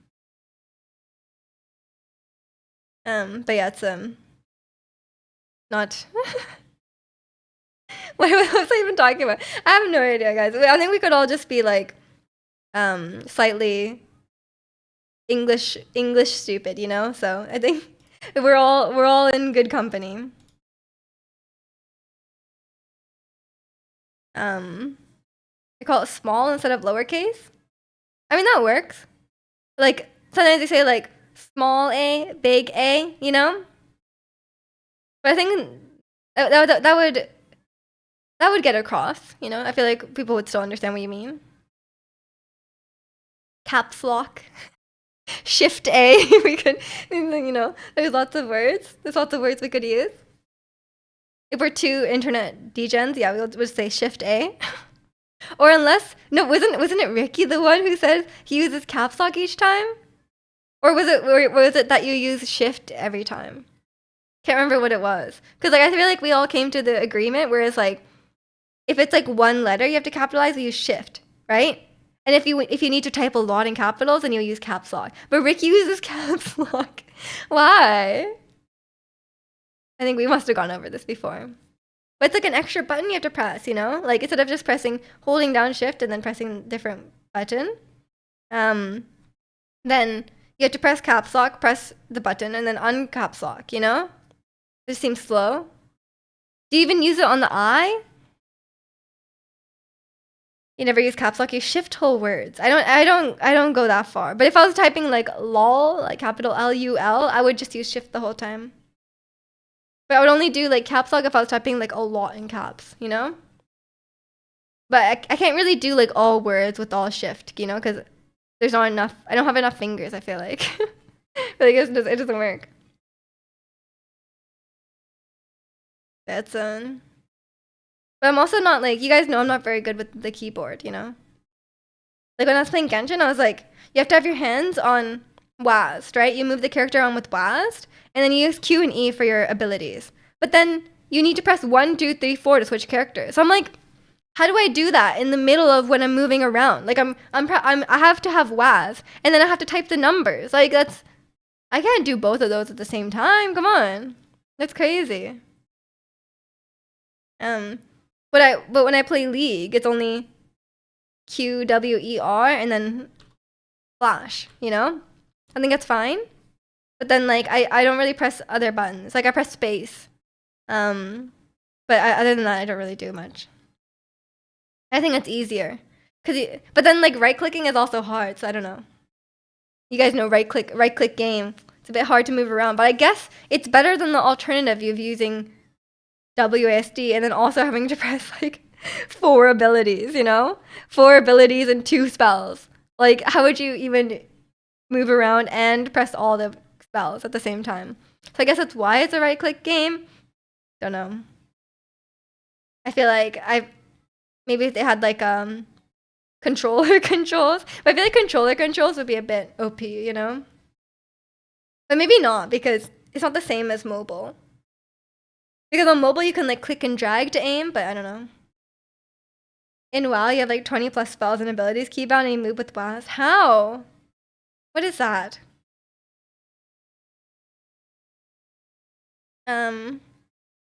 Right, August said league controls limit the amount of new players because it's not WASD. I mean, it's definitely a huge learning curve to get used to like the MOBA style controls of right clicking. Especially moving the camera. Like moving the camera is a huge barrier. Like obviously you can just like block it, but I think like especially playing unlocked is quite difficult. Every button on the left side of the keyboard is found. Yeah, I'm definitely not gonna play WoW then. You just convinced me.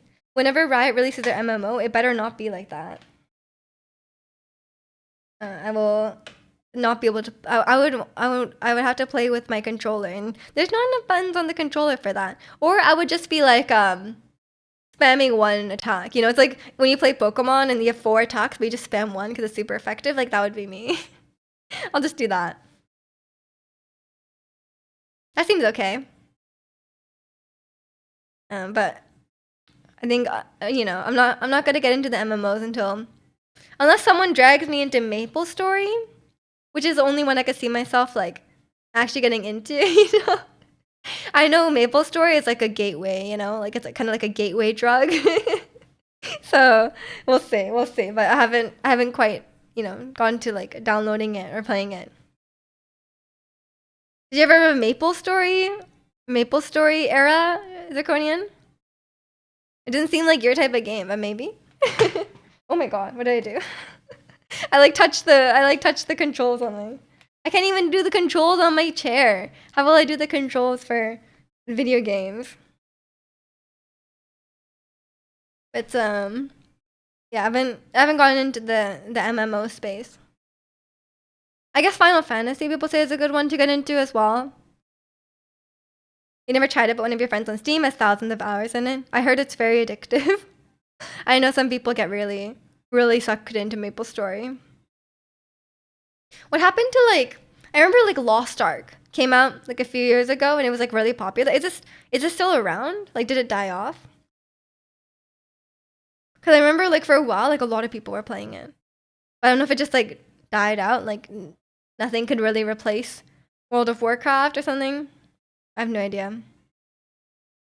Hey, people say Final Fantasy is a good one to get into. Lost Ark got lost. Oh no, it couldn't find its way to the players.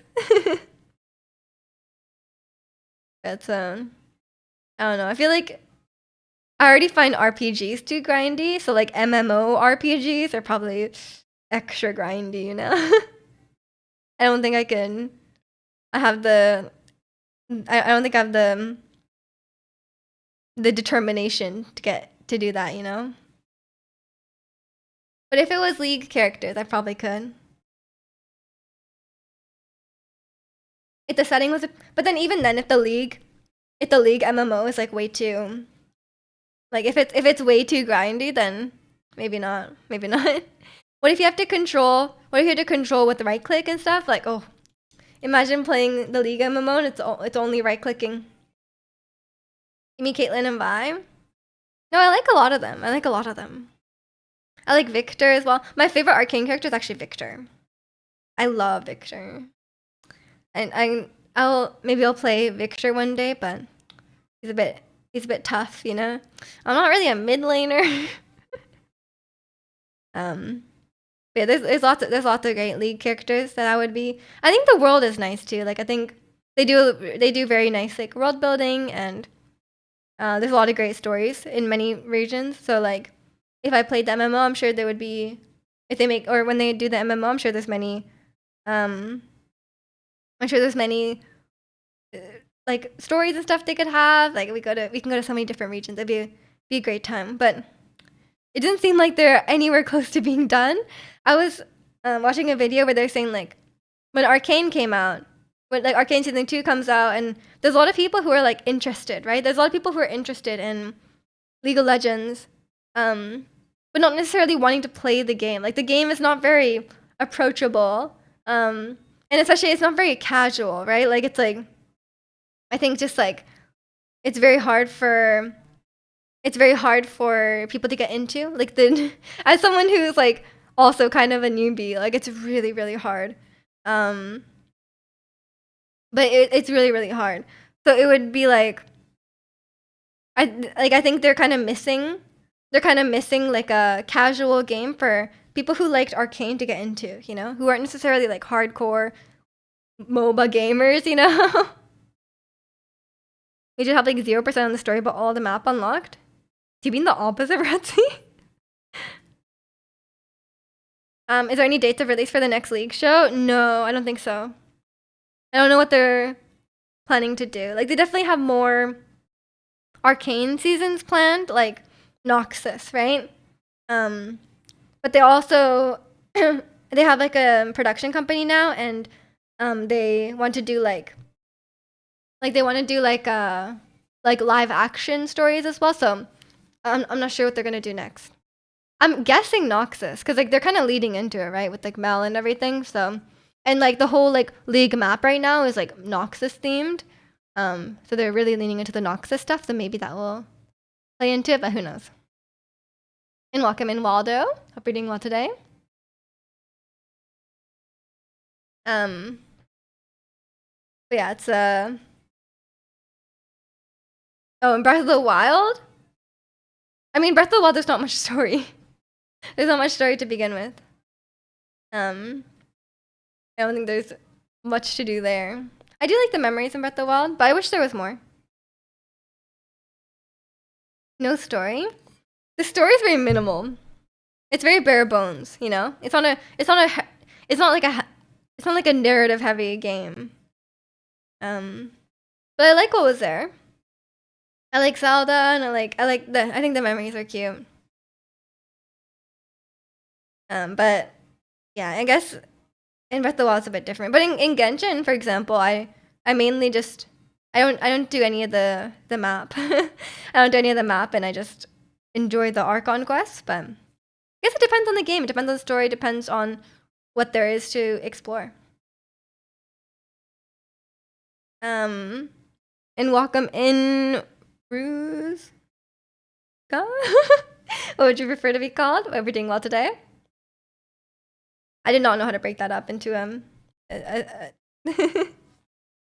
and Nini, thank you so much for the raid. Welcome in, everyone. The queen of scuff. Okay, okay. Hope you guys are doing well today. We're just chatting about various stuff like video games, stuff like that. As usual. Nini Hyung raid. Okay. What were you guys up to? We got some Yoonjin, of course.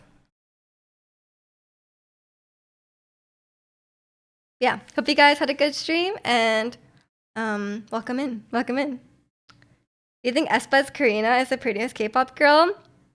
I mean, I think she's beautiful. I think she's beautiful. But for me, right now, I only have eyes for Kazuha from the Seraphim right now. I'm like in love with Kazuha. So I can't say because I'm dedicated. I'm dedicated to Kazuha right now. But Karina is very pretty. But pretty much everyone in K-pop is pretty, so don't know. Kazuha, yeah, exactly.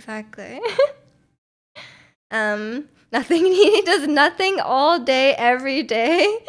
Sounds exciting.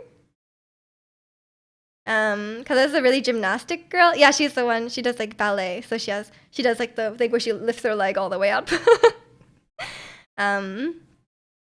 Karina's unreal. Yeah, she is. Karina's really pretty. Natty or Julie? Who's Julie? I remember I actually I watched 16 back in the day. So when I think of Natty, I can only think of her. And they tried to have that weird, if you guys have watched 16, they tried to have this weird rivalry between Natty, who was 10. She was literally 9 or 10 years old, and Momo, who was 18, and they're oh, they're gonna have a rivalry. I'm what rivalry? She's 8 years old. So weird.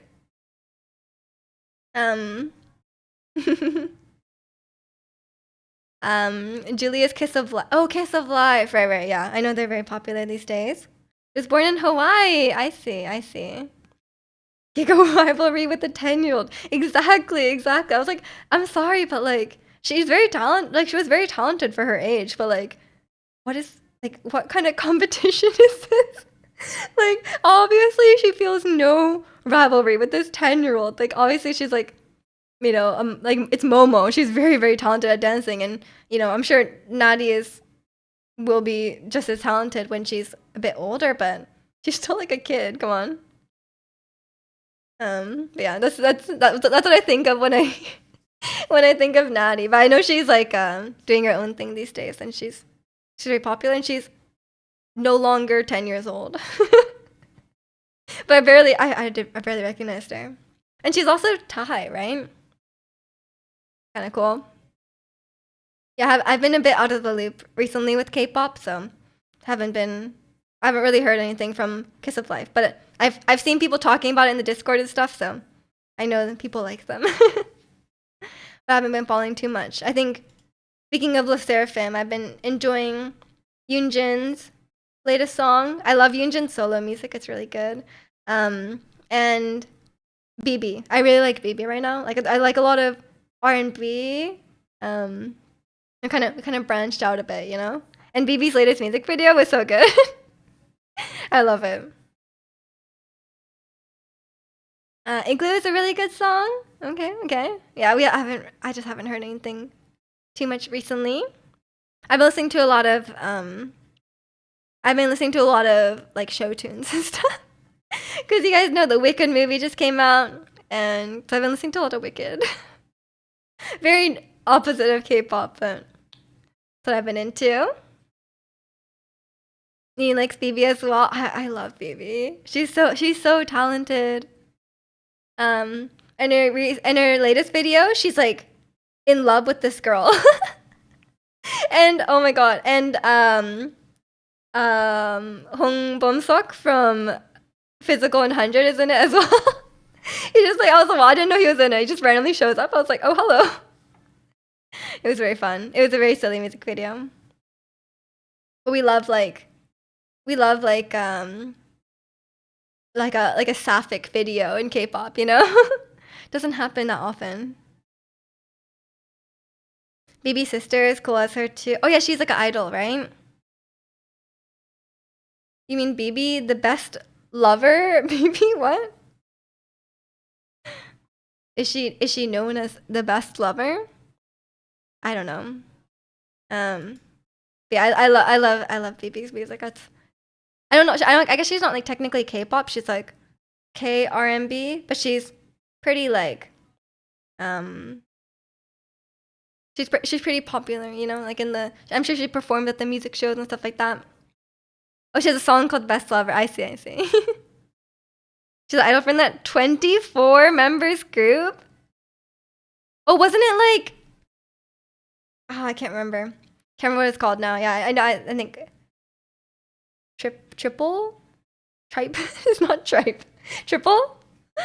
24 is a lot. 24 is a lot. I think for me, like I like a good like 4 or 5 member group. You know, I feel like that's nice. 24 is a lot. And then you get to like triple S. Yeah, triple S. Yeah. Is it Billy? No, Billy is the name of the group. A name of a different group. I'm confused. And welcome in, Lord. Yeah, it's 20. You think 24 is a lot, but then you have like AKB48 and they have like 100 plus, you know? Or like yeah, they'll have like so many members. Like there's like sometimes it's like hundreds, you know? I'm like, how do you keep track of that? I guess you just have to like you just have to pick someone. Okay, take care, Yusef. Yeah, I thought 9 was a lot. Learning all of Twice is a challenge. Or like Eyes One. Even sometimes like Eyes One is like I'm like sometimes I get confused between them, you know?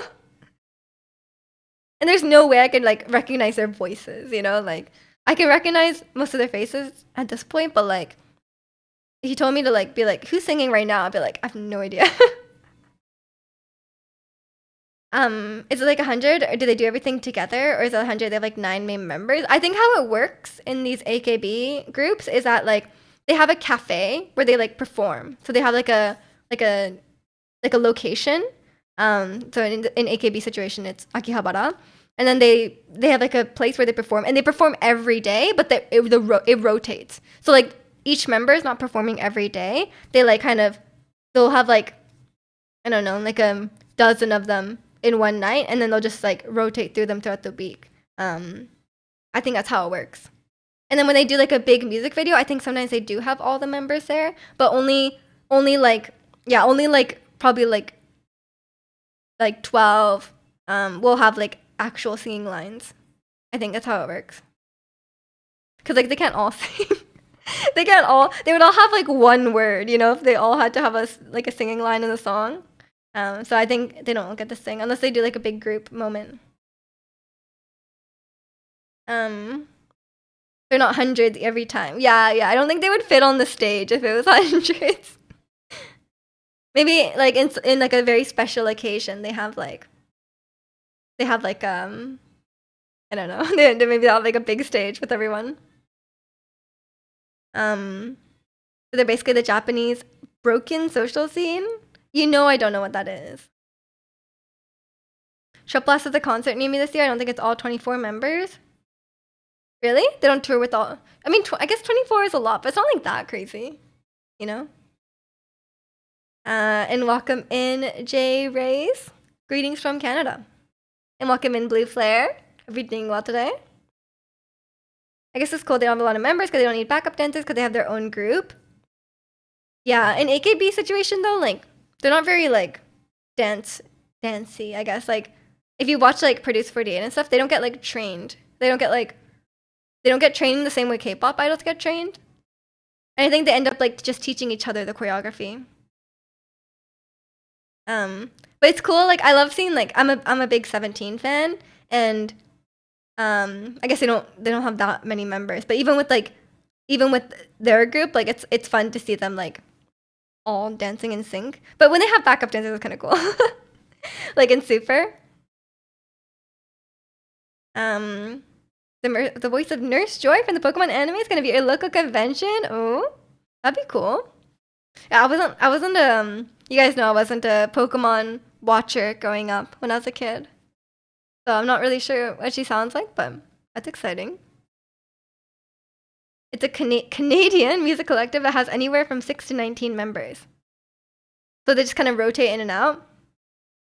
That's the same in AKB too. Like when they get too old, like when they're like 20, okay, not 20, but like, you know what I mean? When they get too old, they do like graduate. And then they just like cycle in and out. And then the new members are like 12.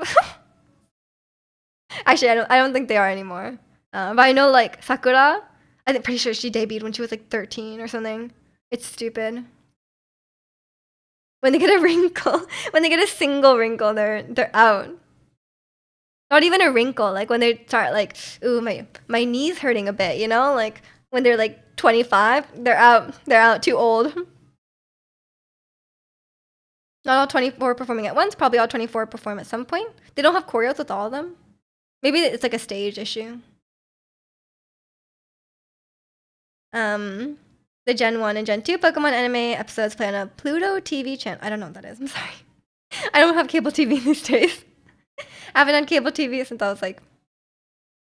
Actually, I guess my family still has cable TV because NHL is kind of weird and like you have to watch hockey on TV itself. But I haven't watched a show on TV since I was like 14, probably. I don't think I watch this. Like sports, I guess. And even then, I don't watch it willingly. It's like I go home. If there's a game on Saturday, I'm watching the game whether I like it or not, you know?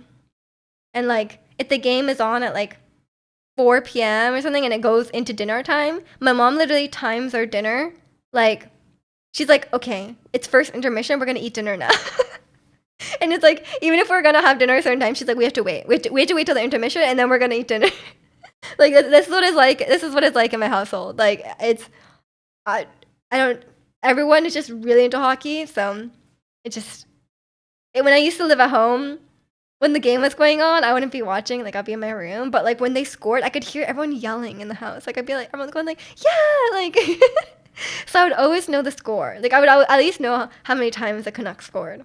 You know, I'd be like, oh, I guess they scored. Okay, and then like I would be able to count it. Like I literally just know. It's a free 24-hour live streaming app. Web. Like, oh, okay. I mean, it's too late for me now. It's too late for me now. I'm not gonna become a Pokemon kid now. But I'm a Pokemon gamer these days, so I've come around. I've come around. But you guys know it's tough to get me to watch anime. Pokemon wasn't my anime of choice as a kid. I was more of a Doraemon kid. I loved Doraemon and I loved what is it called in English? Detective Conan. Something like that. I did really like those shows. I did not watch Pokemon. And in like Western TV, I watched like Disney Channel. I didn't watch like that many cartoons, I would say. You can watch NHL with the 40 euro a month subscription. The Canucks play in the middle of the night for me. Yeah. Like I guess like if they play at 7 p.m., isn't it like 4 a.m.? I guess at that point you may as well wake up early to watch it. But at that point it's like it's kind of early, you know. Even at the early, sometimes they have games at like noon here. Like once in a while they'll have a game at like noon or 1, which I guess is like 9 or 10, right?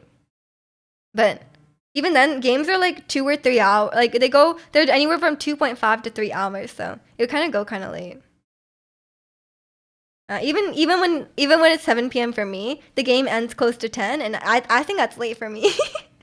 I want to be ready. Like I want to be like showered and in bed at like 9:30. You know, like So it's I don't like late games either. But my late is different, I guess. But yeah, I think it's the NHL is like super weird about streaming. Like even if you buy their NHL app or their NHL subscription, you can't watch the games live. Like you literally can't watch the games live. You have to watch them later because like the TV companies are like they have like a chokehold on like broadcasting NHL games. So I think that's why the streaming services are like really weird. But it's weird that it's so expensive in overseas when you can't even when like it's not even airing on cable TV like in Norway, obviously, you know? Like it's it seems a bit unnecessary. It's yeah, I don't know. I luckily my I guess not necessarily luckily, but my family are never gonna give up the Sportsnet cable membership so they can watch it and they can watch hockey. So I will always have that available to me. But you can like watch it online even if you don't have like a cable box. I just log in online. I can watch it there. But it's they have a lot of games, man. They have a lot of games. They play many times a week, and the games are long, right? They're like like I said, 2.5 to 3 hours. But it's only 60 minutes of play. Like it's like 20 minutes, 20 minutes, 20 minutes. But they stop the clock every time they stop, and they have like 2 or 3 commercial breaks every period. So it's like it's a lot. I think a lot of I don't know if other like NFL and like NBA and stuff. I don't know if they have commercial breaks. Same way NHL does. But I guess in NHL, like they have to like clean the ice. Like when they do commercial breaks, they like scoop off all the ice shavings from the ice, and then in between each period, um they do like a full sweep of the ice. You can watch your football team online with a subscription to their local newspaper. That sounds very archaic, but fair enough. Fair enough. So do you have to physically receive the newspaper, or do you have to just like is it online subscription? Um, I think American football has ad breaks between plays, and NBA has ad breaks and timeouts. Oh, so it's really just British football that doesn't have any commercial breaks. Maybe it's just like their monetization strategy is different. Who knows? You should need to get it online. Yeah, that'd be crazy if you had to get like a physical newspaper. Oh my god. I don't even think I'm pretty sure these days you have to like pay extra to get a physical newspaper. Like if you subscribe to a newspaper, you have to pay extra to get it physically delivered to you. That makes sense. I'm pretty sure like I've heard of this. I've heard of this. My mom has a friend who's like kind of old fashioned and I think he does that.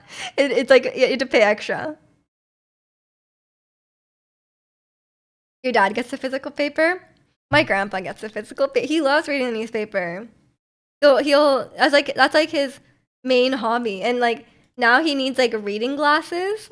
So like it's a bit of he like reads it with like a magnifying glass. It's really funny. Your team got promoted to a higher league, so I think the TV rights are centralized. Ooh, congrats on your team. Yeah, I guess I don't have to ever have to worry about Canucks being relegated, because if that were the case, they would have gotten relegated a while. Like, like sometimes, yeah, they don't make it into the playoffs, but like they're never gonna not be in the NHL. You know, they're always gonna have that funding. Yeah, it's I somehow I sometimes understand sports, and some parts of it I really don't understand. Like the way they talk about certain players, like when I'm watching like Ted Lasso, for example, they're like someone plays bad for like 2 games or like a few games. They're like, oh, this person's playing really terribly. I'm like, but like surely they're still a good player, you know? Like just because they have a few bad games doesn't mean they're not a good player, you know? Like, what if they're just unlucky, you know? I don't understand the way some of these people discuss the sport, you know? And like I don't know. But it's very interesting seeing it.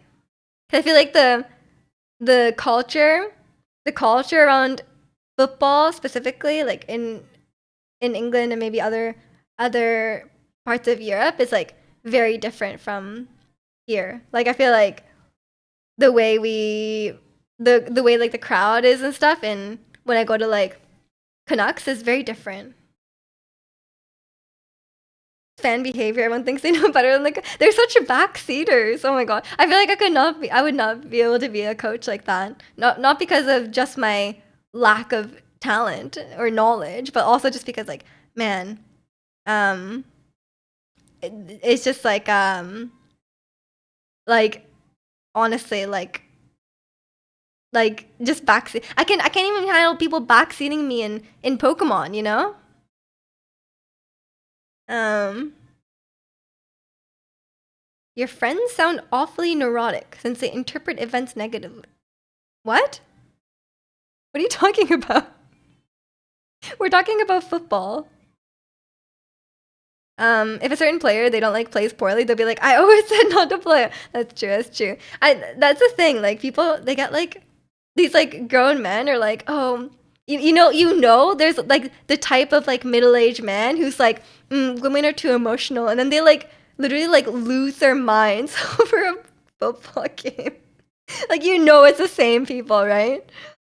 Oh my god, it's like they just go crazy. I'm like, why you guys? They take it so personally too. Like, they see one bad move and automatically the guy passed his prime for real, for real. And then they're like, oh, they shouldn't have played like that. But like, I'm like, bro, like you're just sitting there like in the pub drinking your beer. Like, you can you do better? No, you literally cannot. Um, so yeah, I'm sure it's like exaggerated a bit in Ted Lasso because it's like a sitcom, right? But there's definitely some truth in it, you know. People definitely go crazy. But I feel like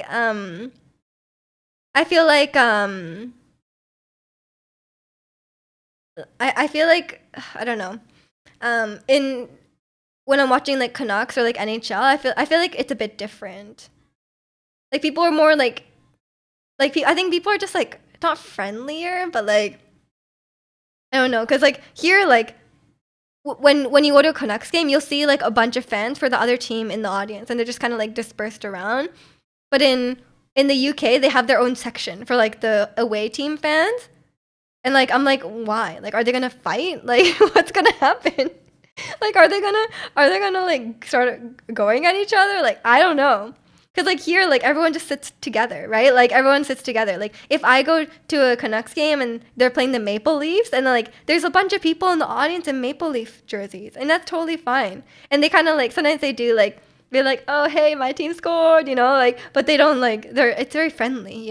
Everyone knows it's like it's not personal. It's just a game, and we're just having fun watching the game. Um, you bet Jack says this weekly. I don't know, Ratsy. um, it's a strange assumption. American fan culture isn't the same as in Europe. Exactly, exactly. That's why it's very interesting. Um, I feel like they're just very. I think it's partly like they're very passionate, and partly like I don't know, maybe it's just like the demographic. Because like I feel like whenever or like maybe the fact that like a lot of times they're like watching the sport in like pubs and stuff like that, and there's a lot of drinking involved. Um, it just feels very different. I don't know. It feels more like cultural, I guess. Like I don't know, because like in here it's like obviously like being in Canada, like hockey is pretty big. Um, but I think you'll see like all sorts of people at the games. You'll see lots of families. You'll see lots of like you know, and like no one's getting like excessive. Like no one's getting like drunk. But maybe I don't go to like sports bars. So maybe if I went to a sports bar, it would be like that. I have no idea. Um, they do fight sometimes. That's scary, man. What if I just want to cheer for the team I like and it's an away game? What am I supposed to, like what do I do? um it's not personal, man. In America, teams are franchises. They can and do move around. That's true. That's true. They sometimes there was a random new team in the NHL, like the Utah team. I was like, where'd you guys come from? In Europe, there are clubs that are geographically tied to a certain area, and people grow up being fans of their local clubs. Yeah, I guess they just like a lot of people tend to. I feel like they make it like their identity, or they're like very emotionally attached to their team. But I think in America at least, the teams are pretty stable. They don't move around too much. But I guess once in a while they do. The Canucks have been there since they haven't moved, you know? I know Whitecaps. Not that people care that much about soccer here, but like Whitecaps got sold. I think they just got bought out. But I don't know. I don't think they're gonna move. Utah took an Arizona spot. The NHL hated the Arizona owner. Okay, fair enough. Fair enough. Yeah, I was like, they were randomly like a new team. They're like suddenly like Utah City team. I was like, what? Hello, who are you? I guess it sucks for the players too. They just get like traded around and like they're like, oh, I want to live in Vancouver, but now I have to live in like the middle of nowhere, you know? Los Angeles Lakers are called as such because they're originally from Minnesota, hence the lake. They moved far. That's so far. Oh my god, that's crazy. I didn't know they. I guess I don't know how far Arizona and Utah is actually, so maybe I just don't know. Maybe it is really far. Who knows? Like I said, my American geography is not the best. Yeah, it's maybe that has to do with that as well. But for me, it just seems like I don't know. It just seems like a demographic thing. I don't know. 'Cause I feel like it just feels very. I don't know. It's just very different. It's just very different. There's one football team that moved, and the backlash was so severe that no other clubs have tried it since. Damn, people are so aggressive. I think I fundamentally like don't understand. You know, like as a non sports fan, and even as like even in games and stuff. Like oh, I think we talked about this before, right? Like I feel like gamer rage and like raging over a sports game are like one and the same, you know? Because like for me, it's like okay, it's just a game, you know? Like whenever, whenever like I guess in sports it's slightly more than a game, but when you're playing a video game, definitely just a game.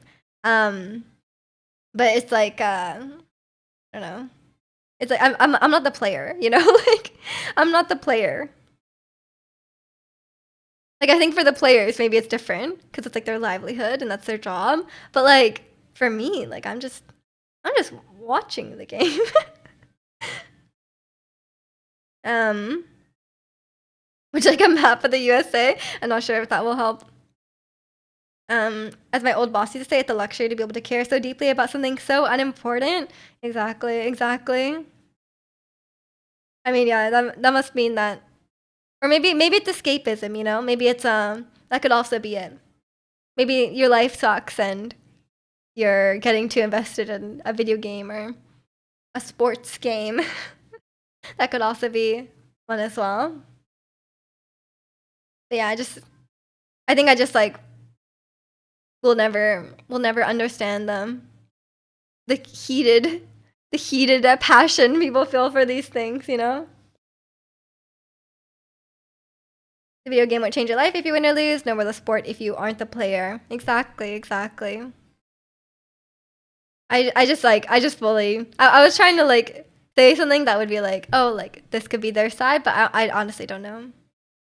Because obviously like it's fine to be like to really root for a team and be supportive, but like sometimes people just go like too far, you know? Like they get too angry or they get too and also like taking it out on like the or like saying stuff to like for example in Ted Lasso, people are always saying stuff to him. Like people are always like being rude to him and stuff, you know? I'm like, okay, if you know if you think you could do it, then you try. Like come on.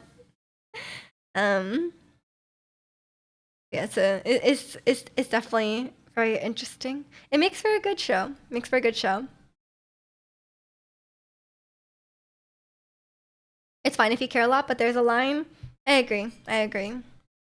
I feel like it shouldn't affect your your personal life or your mental state, you know, outside of like when the game is happening, you know? I feel like it shouldn't have an effect on that. Like I feel like you could just have a fun you can have a fun time cheering for your team. Or even being disappointed if they lose, but like if you're like losing your mind over it and like, you know, starting to like yell at players or the coach or something on Twitter, like maybe take a step back. With the advent of sports betting, random players in the fourth tier of Norwegian football going on like death threats from East Asia because they lost a match. That's really crazy. I think that's a different issue. I think that's gambling. That's people gambling. Yeah, these days when you watch, like when I'm watching NHL, there's like so many ads for betting. There's so much gambling, you know? That's a different issue. That's like, I think that's a kind of tangential, you know? Like, I guess it's like they're targeting people who are into sports and then hoping they're also into gambling, you know? And maybe there's probably is a lot of crossover in that regard. But yeah, that's really like sending them death threats will not get your money back. You're the one who gambled your money away. Yeah, that is not good. And even just like sending stuff, like not obviously like death threats are always bad, but like even just like berating them. There's so much backseaters. It's crazy. Obviously, like there's like analysts and stuff like that. Sometimes like stuff is definitely done like objectively wrong. Like there's definitely like a mistake there, you know. Like I won't recognize like, oh, this person made a mistake or whatever. But when sometimes people get like way too rude with it, they get way too rude. They get way too personal. It's like, come on, man. It's. I mean, I think it's definitely exaggerated in Ted Lasso. Or I hope at least people aren't like that. But you never know, I guess. I'm sure there's some people like that out there. I guess there will be with anything. Yeah, who knows? I feel like I wouldn't be able to put up with it. I would just feel like, oh, because vaccinating is so annoying. I like, as someone who does stream and like who has had people vaccinate me, it can be really annoying. And I'm not like a spiteful person, but sometimes if someone backseats me, I feel like I need to do the opposite, even if it's the wrong decision. Like someone's like, I'm like, it's like objectively the right move, like in Pokemon or something, and I'll be like, ah, I'm just gonna do the opposite thing just cause he said. Sort of tangentially, Ted Lasso related. Your favorite English football club is West Ham. I don't know what that is. I'm sorry. Was it in Ted Lasso? I don't remember. Pro athlete Miju would be crazy. I don't know. Haven't watched Ted Lasso, but reality seems exaggerated, so I don't know what to tell you. That's true. That's true. There's as crazy as it is on the show. It's probably rooted in some truth, you know.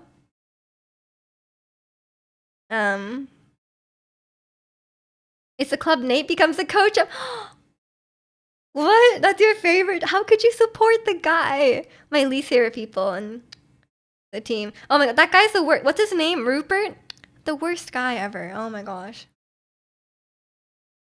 Nate is real. He's real. He's there. He's the coach. I can't stand for this. You need to support the non-existent team Richmond. But yeah, I could definitely get into sports if I like. I think in the show it's like because you know, like I think what they do quite well in esports is they'll make like a storyline, like in like a world, so always make like a storyline. I think that's a really effective way of getting people invested. I don't know if they do that in normal sports as well, but in esports they definitely do that. Because I got really invested. I was like, I like that year it was like Deft and Faker, and they had that whole storyline. I was invested. The real owner of West Ham is sort of better, but also not that much. Oh no, that's not good. I can imagine there's lots of unsavory people in the industry, you know. But I have no idea honestly. But maybe not these days. Maybe there'd be too much backlash, but I have no idea. World storyline for the past 2 years have been Faker wins again. But Faker is like their biggest brand, you know? Manchester City is owned by the Qatari fund. Newcastle is owned by the Saudi pension fund. Right, right. Oh yeah, and I keep seeing videos about like Apparently, like FIFA is like super corrupt, or like is it FIFA or is it World Cup, or maybe both? Maybe they're just both really corrupt. I think there's just a lot of there's a lot of money in it, and there's a lot of corruption in it. FIFA is ultra corrupt, right? Okay. I was surprised. Like Ted Lasso also goes into a lot of stuff like that. Like their main sponsor, their main sponsor was like, I think it was just like they were doing lots of very it was, the company was doing lots of horrible things, and they covered the name on their jersey. But they cover a lot of like heavier topics, I guess. I think they own Paris Saint Germain. Nice, nice. Oh, there's a bakery. There's a bakery in Vancouver called Saint Germain. The Chinese bakery. It's so good. Unrelated, but it's good. Love that bakery. That's I'm sure there's lots of dirty money being used in the sports industry. Cause man, those salaries are crazy. Those salaries are insane. Why do they need to get paid that much? That is insane.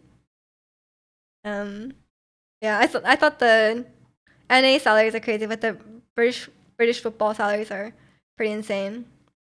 Owns Man City. Oh, okay. Qatar is PSG. Oh, okay. Great. It's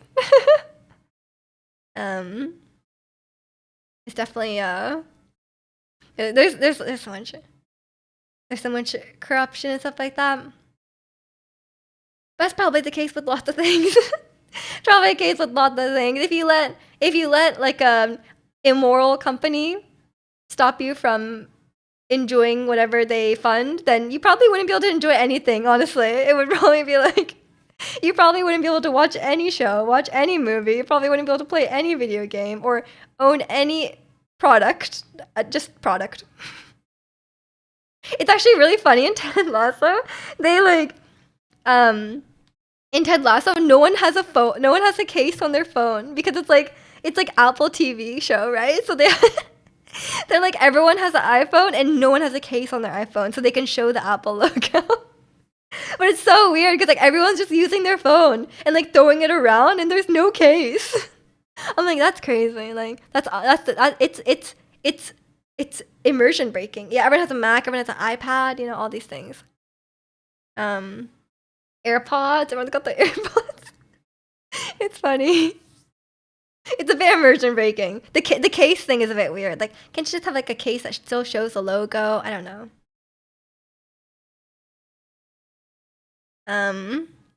Yeah, exactly. I mean, that was the thing in The Good Place, right? They basically just said there's no ethical consumption under capitalism. Like they literally just said that. Or they didn't say it, but like they said it. That's like the problem with the system, because like everything you do has like a bunch of consequences, a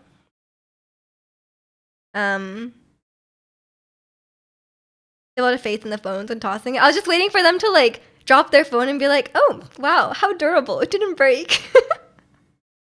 No one can really be really vegan. What do you mean? We have a vegan right here. He will tell you. He will tell you. But you mean like vegan in the sense that like nothing was harmed in the making of the product, like including like your phone or something like that? I mean, probably. In that sense, probably. Like if you're like, oh, I can't use my iPhone because they probably harmed the environment and harmed animals at some point, right? If you think about it that way, but yeah, it would be really tough. And even if it's like, yeah, even if something's like cruelty free, like I guess that's a good step, right? Obviously, like not testing on animals, great step. But like, it doesn't mean there's no like environmental impact. Like pretty much everything you do will have like environmental impact, right?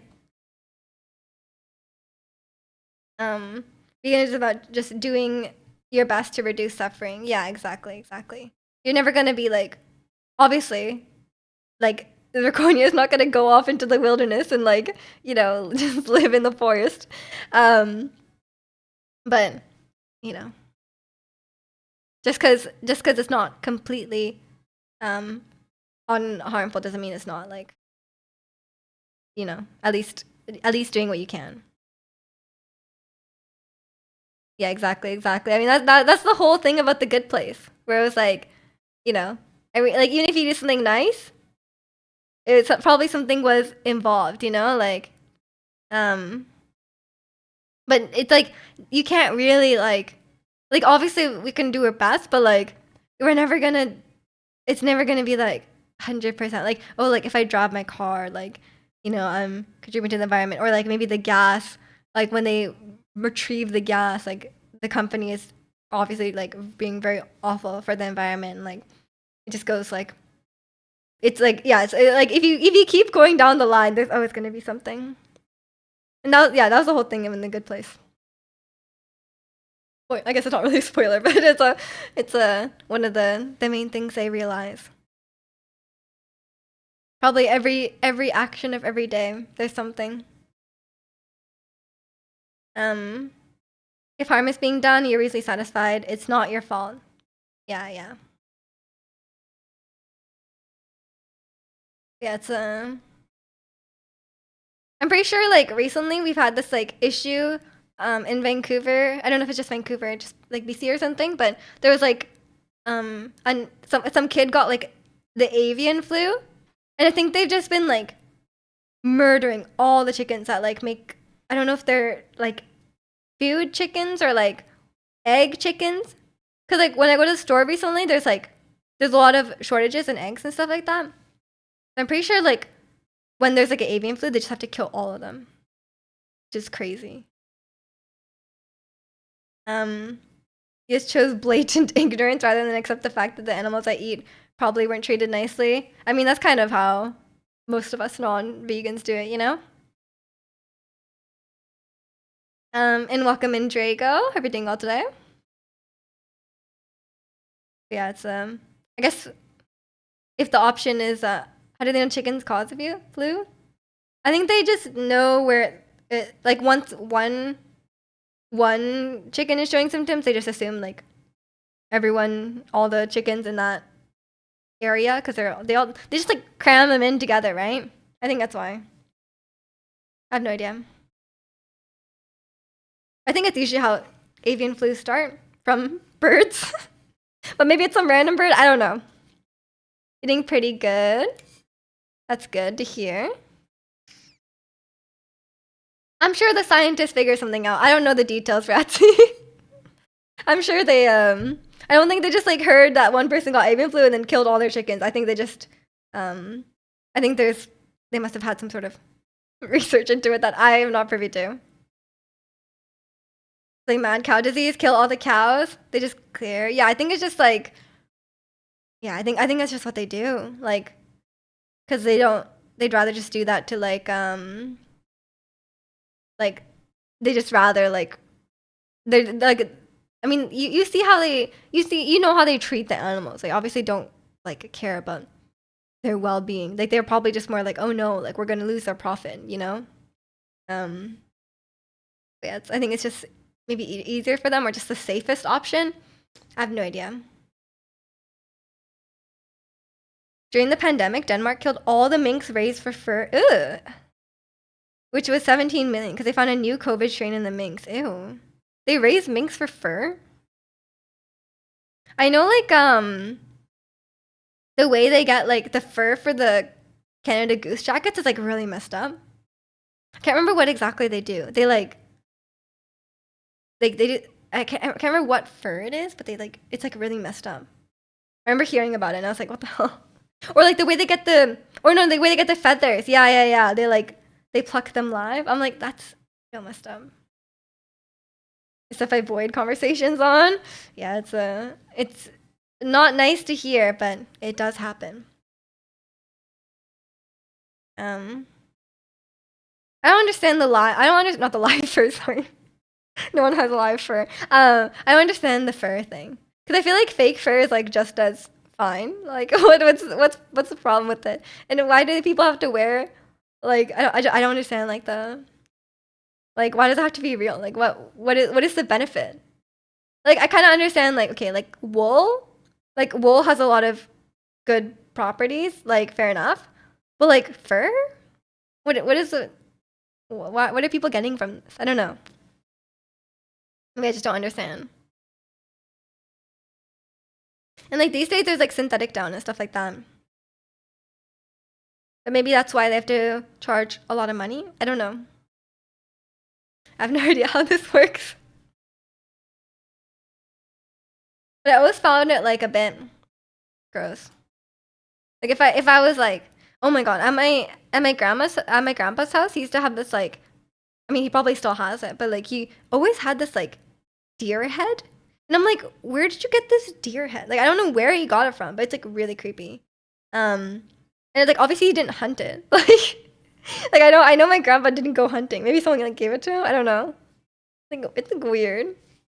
Like I would like touch it. Like when I was a kid, I'm like, ugh, like what is this? Don't know where he got that. But yeah, he has some weird things lying around his house. I have no idea. It's just the grandparents' house things. I got had a stuffed puffin. Like why?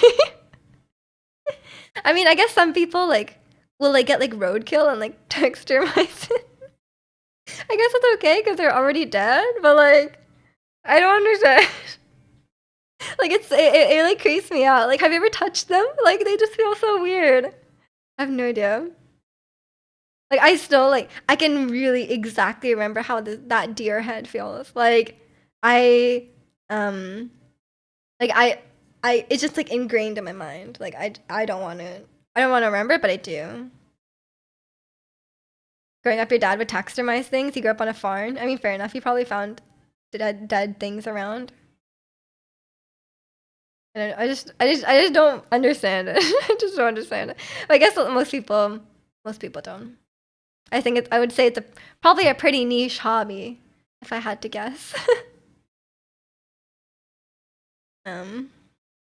Yeah, so I have no idea. Okay, I'm just gonna go to the bathroom again. I've been drinking so much water because my throat has been weird. Enjoy the Malamart again. I'll be right back.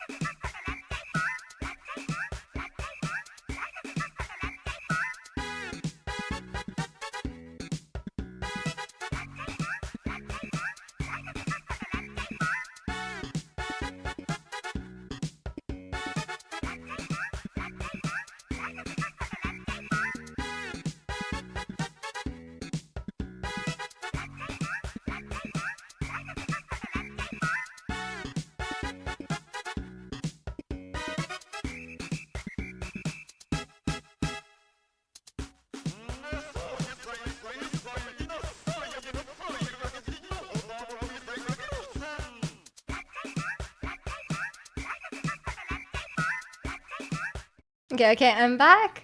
You're gonna be real honest and say I think taxidermist is a red flag. I think so. Yeah, I think so. Double Malamar stream must be entered into the official record keeping. I think we've definitely had multiple double Malamar streams. No, if I stream longer than like 3 hours. Like if it's like if it's reaching like 4 hours, I think I'd probably do a double Malomart. I think when I used to have like 4 or 5 hour streams. I would probably do double Malomart because there's no way I went like I only peed once in 5 hours. You know, I'm a very hydrated person. Okay.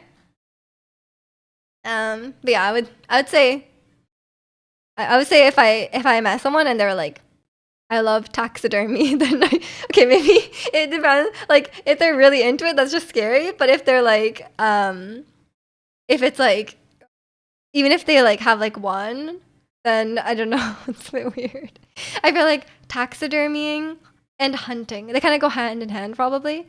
But like if someone was like into hunting, that would probably be um, like that would probably be like a red flag.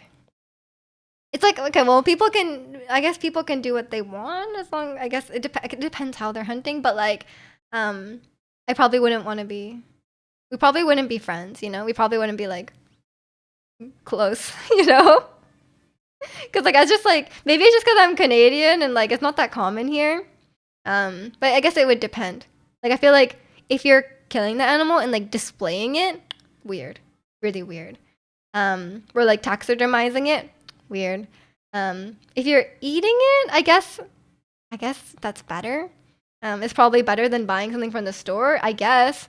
But yeah, if you're displaying it, that's weird, I think. But even then, like I don't know if I would want like say if it was like a potential romantic partner, I don't think I would want them to go hunting and then like bring the animal back and like gut it in the house, you know? Like I like I guess like, technically yes, it's better than getting it from the store, but in my house, I don't know. What the max amount of Malamarts in one stream is? Probably like 3. I don't know. What would it be? I don't know what my longest stream is. I probably haven't streamed much longer than 6 hours. It's like I feel like 6 hours would already be quite long. I don't think I've done much longer. I feel like us city folks have a different view of hunting than people out in the sticks. That's true. That's true. I think that's probably why. Cause like I don't know anyone who hunts here. Like it's very not common, right? Cause like you need like there's a lot of hoops you have to jump through to even get like a gun. And like probably hunting is like you can only do it in very specific places. How long was your scavenger hunt birthday stream? Maybe like 6 hours. I have no idea. It was probably quite long because I started in the morning. I don't know how long it went on for, and I ate lunch during it, so I don't know. Okay, enjoy destroying the wall. Sounds like a fun time. I have to check. I have no idea what my longest stream is. I was actually recently like I was uploading my VODs and then I saw like there was like comments on some of them and I was like, oh, I didn't realize like people were commenting on my on my VODs. And I was like looking through the comments and there's some weird ones. I was like, what am I reading? Like I feel like YouTube comments are like a whole like I get weird comments when I'm streaming, of course, but like I feel like YouTube comments are like weird. Like I don't know. Like whenever people comment on my like some people are like normal. They're like, oh great video, whatever. And like or like they just comment something normal about the video. But I guess some like weird comments. I don't know. Like that like in the period where I was like properly uploading onto YouTube, like when I was uploading Genshin videos and stuff like that, the comments I would get on YouTube were like super strange. Like especially the ones that are like held for review. Like the ones that YouTube like auto moderates. Oh, those ones are especially weird. Like I feel like the level of weirdness on YouTube is just like much higher than on maybe it's just like more people on YouTube. I have no idea, but like as someone who's quite used to strange comments from streaming, YouTube was a whole other thing, you know. It was weird. But even now, like I only get like a few comments here and there because it's just like a VOD channel. It's not like I literally just like upload my entire stream like unedited, you know. I just have it up there because like Twitch deletes it after a while and YouTube doesn't. And yeah, people just like I got like a random comment, and then sometimes in the comment they'll say like, "Oh, I'll join your stream next time." So I'm like, maybe like those people came to stream and like who are they? Like Like I know some people have found the stream from YouTube. But maybe like the people leaving weird comments who were like, "See you in stream." Maybe they did come to stream at some point and we just banned them or something. That's definitely possible. Maybe they're here right now. Maybe. Have any of you left a comment on my YouTube? Let me know. What did you write? I didn't recognize any usernames, to be fair. So maybe I would go through my banned list, but I think it's too long at this point. And some of those comments were from a while ago. You'd be banned right now, so seems like the rule. Oh no, Ricky. And how weird they are? Am I weird? No, you're not weird. I have to bench your comments saying Hermosa and please marry me. Oh, that was you. That was you. I didn't know. I didn't know. Yeah, there's some comments on that level. Weird, weird. I'm like, what do you think is gonna happen on the YouTube comment? You know, like, it's crazy. Like on Twitch, maybe I can understand because like I can directly respond back to them in the moment, but like YouTube, I don't know. And I also wonder like if they watch the video. Like, do you think they'd watch the whole video?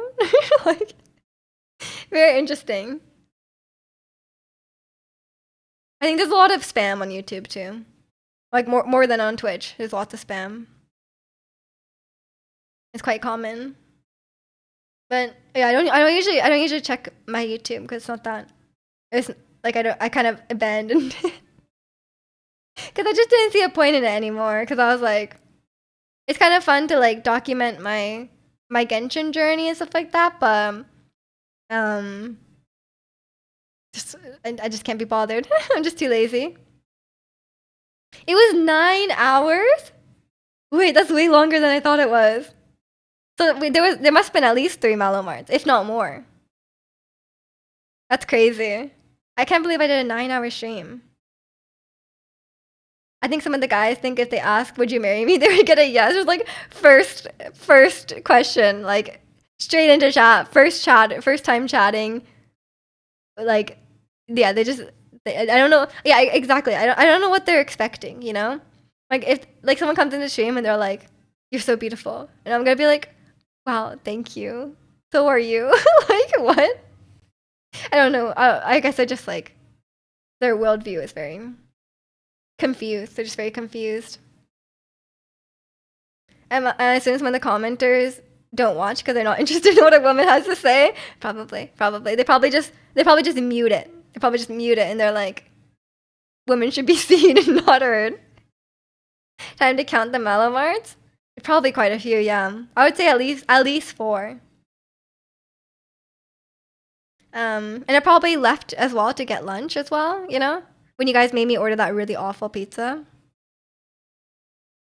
First time chatty, marry me now. Exactly. There's a lot of people like that. It's usually like once a stream. What is Malomart? The song that plays when it's BRB? It's like that one. It's from Twilight Princess. From Zelda. It's just like a really weird song. But it's always been my BRB music for a very long time. And everyone loves it. Some people actually, a lot of people love it and some people hate it, but generally people love it. And some people get excited when I leave the stream because they would rather hear Malamart than converse with me, you know? Which might be most people. Yeah, see? Draconian only here for Malamart. Really, he could just go watch the 10-hour Malamart loop. You counted 4? That sounds about right. Every 2 hours? That's a healthy amount. That's a healthy amount of peeing. It's average. Like, you guys, I'm just saying this for your best interest. If you're going like 5-6 hours without peeing, you're not drinking enough water. I'm just telling you. You don't know how to search on YouTube, so you're stuck here. Once you learn how to search on YouTube, you're gone forever. One day you'll figure it out. It's tough. You like Malomart? I also remember it was a TikTok dance years ago. Is that what you mean? Yeah, it's a silly song. It's weird. It's weird, but we love it, you know? I think I like the songs from video game soundtracks that are just like strange or like, what is this? Like, what am I listening to? I love it, you know? Like Malomart, a lot of songs from Katamari are like that, like the game where you like roll the ball. Katamari songs are so weird. But I love it. I love it. Um I just like when people hear it for the first time and they're like, what am I listening to? And like that's how I felt, and then I couldn't stop listening to it. So that's why it's my stream music now. My intro music used to be the summer song from Stardew Valley, but I've since changed it to Cyber's World. And we all love Cyber's World, so I think it's a good one. I haven't changed my ending music for a very long time. But I don't think it really matters because it doesn't really play that long. The ending scene is only really there for like, because if you just end the stream, Twitch will kind of cut off like a few seconds at the end. So the ending scene is just there so I can like run it for a few seconds and then stop the stream. So it doesn't cut off the end. Because otherwise if I just say like bye guys and then click end stream, it will cut that off. That's really the only reason why it's there. And I guess the people, if they're like lurking, they can hear that the stream has ended. I don't know. If you get familiar with the stream, you know, and you're like, oh, you hear the song, stream has ended. You just know. That's also possible. But yeah, it's mainly just so that it doesn't cut off. But I feel like it's very fitting for the end, so I kind of like it. Is Malomart more weird than Lavender Town music? He was singing depression vibes. I feel like Lavender Town is just creepy. I don't think it gives depression vibes. I think it's just creepy, which is appropriate because it's like a ghost vibes, you know? The first time I heard the Lavender Town music, I was playing Pokemon Let's Go, right? And then I was like, oh, this is what people are talking about. It's unsettling. We just sit here from Saturday night to the Sunday stream just to be sure you didn't just DC. Yeah, you never know. You never know. I said, bye guys, see you tomorrow, but really, it just ended. Just ended. You like Pokemon games? I do. As you can tell. Do you recognize this guy? Pokemon games are so good. Sometimes. They're of varying quality for sure, but I think we can hold out for Pokemon Legends Z or Z. And hopefully the extra time has made it of better quality. Has anyone ever recognized Leon on the first go? Oh, plenty of people, actually. A lot of, I think it's about 50-50 of people who ask, what's that on your mic? And half the people who say, oh, that's Leon. I think a lot of people recognize him. To be fair, he's not in his main outfit, so I can kind of understand people. I think if he was in his main outfit, it would probably be like 75-25. Because I feel like a lot of people have played Pokemon Sword and Shield. But yeah, Draco knows. But if you're a tryhard, you'll go to the battle tower and you will see Leon there. This is his battle tower outfit, which I think they chose to put him in because his normal outfit sucks. They're like, we can't release a plush of him in his weird outfit, so let's give him his battle tower outfit. Understandable. Luckily, they didn't go with the Pokemon Masters outfit where it's a bit scandalous, honestly. He's wearing like a bodysuit with like cutouts on the hips. I was like, oh, that's a bit scandalous. It's a very revealing outfit that he wears on Pokemon Masters. But I guess gotcha game, you gotta show some skin. I don't know.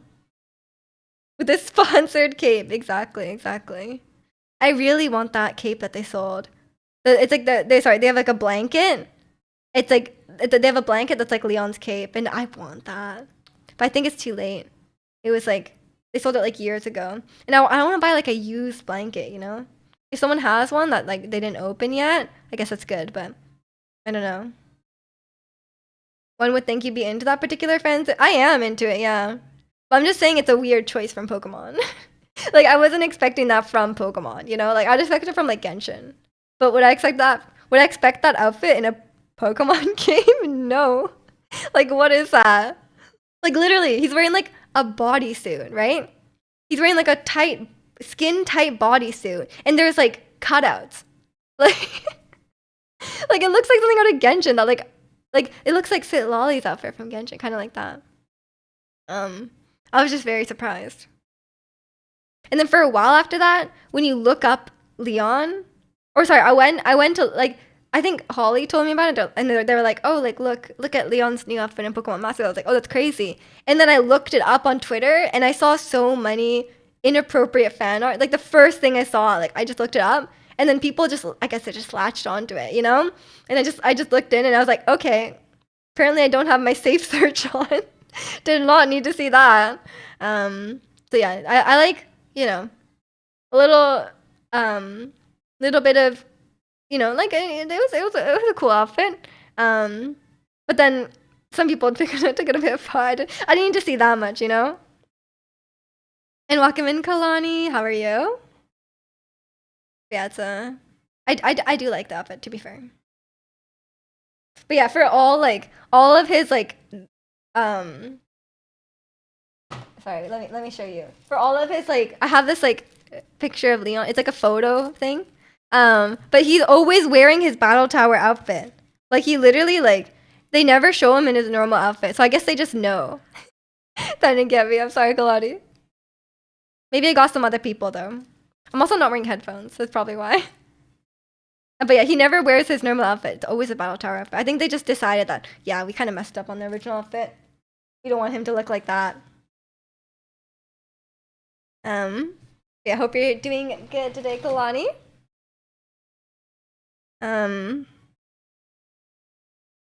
Why is my phone ringing so much? It's not, it like rang, but there's nothing there. I don't understand. You're definitely feeling better than yesterday. That's good to hear. I'm glad it didn't get worse. So that means it's just you're on the mend. Ghost phone. Yeah, it literally just vibrated, but nothing is there. Like I got a text a few minutes ago, but it doesn't make that vibration. I got like a spam text. But that one is like a normal text, so it should just be like doop. And this time it was like doop. You know what I mean? Yeah, you guys, if you have an iPhone, you'll know. You'll know. But it's just don't know what that was. That's scary. What the hell? I've recently been better at properly using the features of my phone. I like customize my home screen, or no, sorry, my home screen, my lock screen. You could put like little widgets on there. I've been getting ghost calls recently. Maybe it's like someone who like calls you and then just hangs up quickly. Maybe that's what happened. Cause I just got a spam. I got a spam call like an hour ago. Maybe it's another spam call, but they just hung up. No idea. I don't normally pick up my phone unless I see like a caller ID though. I just ignore everything else. If it's important, they'll leave a message, you know? If it's really important, they'll leave a voicemail. And these days, like your phone, like, or at least my phone, like, it gives you like a transcript of the voice message, so you don't have to listen to it sometimes. You can just kind of read the badly transcribed transcript, and then you'll be like, that's a scam. Like my friend calls me for 1 second and stops, and I call them back, and they say they never called. Really? Are they lying, or it just do you think it's a glitch? You don't want to be contacted by ghosts by call or by text? If I were to be contacted by a ghost, I think I would prefer texting. I think I would prefer them to text me. I think that like, but I think that's the same for anyone. You know, I'd rather people contact me by text rather than call, ghost or not. You know. But yeah, I don't think I've ever experienced a ghost call unless that's what I just had. I have no idea. They show me their call logs too, and it's true, and I show them mine and the confusion on their face. That's so weird. I actually have no idea what that would be. That's kind of that's so strange. What the hell? I don't even know what could be causing that. I actually have zero idea. Maybe I guess it's just like a glitch on the phone side. Like a weird notification. I have no idea. Texting someone and then them calling me back is one of the worst sensations for me. I texted for a reason. Exactly, exactly. Who knows? That doesn't really happen that much to me, actually. I don't talk on the phone very much, unless it's for like appointments and stuff. It's only happened 2 times, so maybe the new iOS beta. Oh, are you on the beta? Maybe that's why. I never update my phone unless they force me. So I got a I got an email from IT at my work, and they were like, "Please update your MacBook." And I was like, "Oh, okay, I will." They're like, "Yes, you were supposed to update a long time ago. Please update it." And I was like, "Okay, sorry." So I'm actually the worst at keeping stuff updated. I remember like when I checked my MacBook, I was like I was like too full. Like I was like years behind. Like I was like talking to someone. I think it's like Twitch. I think it was in like a status Twitch chat or something like that. We're talking about updating stuff, and I was talking about my Mac. And I told them like what the like whatever like Ventura or whatever they're called, and they were like, that one's like that one's like really old. And I was like, yeah, I haven't updated in like 5 years. Thanks. This thing called out of nowhere was caused the pang of anxiety. I mean, honestly, like if my mom or something called me out of nowhere, I would think that something was wrong, you know? Because like we don't really like call, right? Like I like if she had something to tell me, she would text me. So if she just randomly called me, I'd be like, "What's wrong?" You know? Um, you buy the security updates and the updates too. Yeah, that's why I got emailed by IT. They're like, "Please update." And there's a lot of security features missing. Thank you. But now my phone has auto update on, so I'm staying up to date on this one. But sometimes I wake up and my phone is different because I don't really realize it's gonna update, and I'm like, I wake up and it's different. But it's kind of nice. It updates overnight. It's very convenient. But my MacBook doesn't do that. Because it has to like ask for your permission, I guess. Because it doesn't just update it when it's like closed. I guess I don't really understand how it works. But I'm good at keeping my PC up to date because I turn it off frequently. So if I ever see it saying like update and shut down, I'll just click update and shut down, and I'll just leave it. So I'm getting better. I'm getting better. Just on the laptops, it doesn't quite work the same way, I guess. I never keep my MacBook plugged in. Oh, mine is always plugged in though, so maybe I can automatically. Maybe it is automatically updating. I don't know. Because you guys know my MacBook doesn't work unless it's plugged in. So it kind of has to. It kind of has to be plugged in because otherwise it will just die immediately. Something's wrong with it.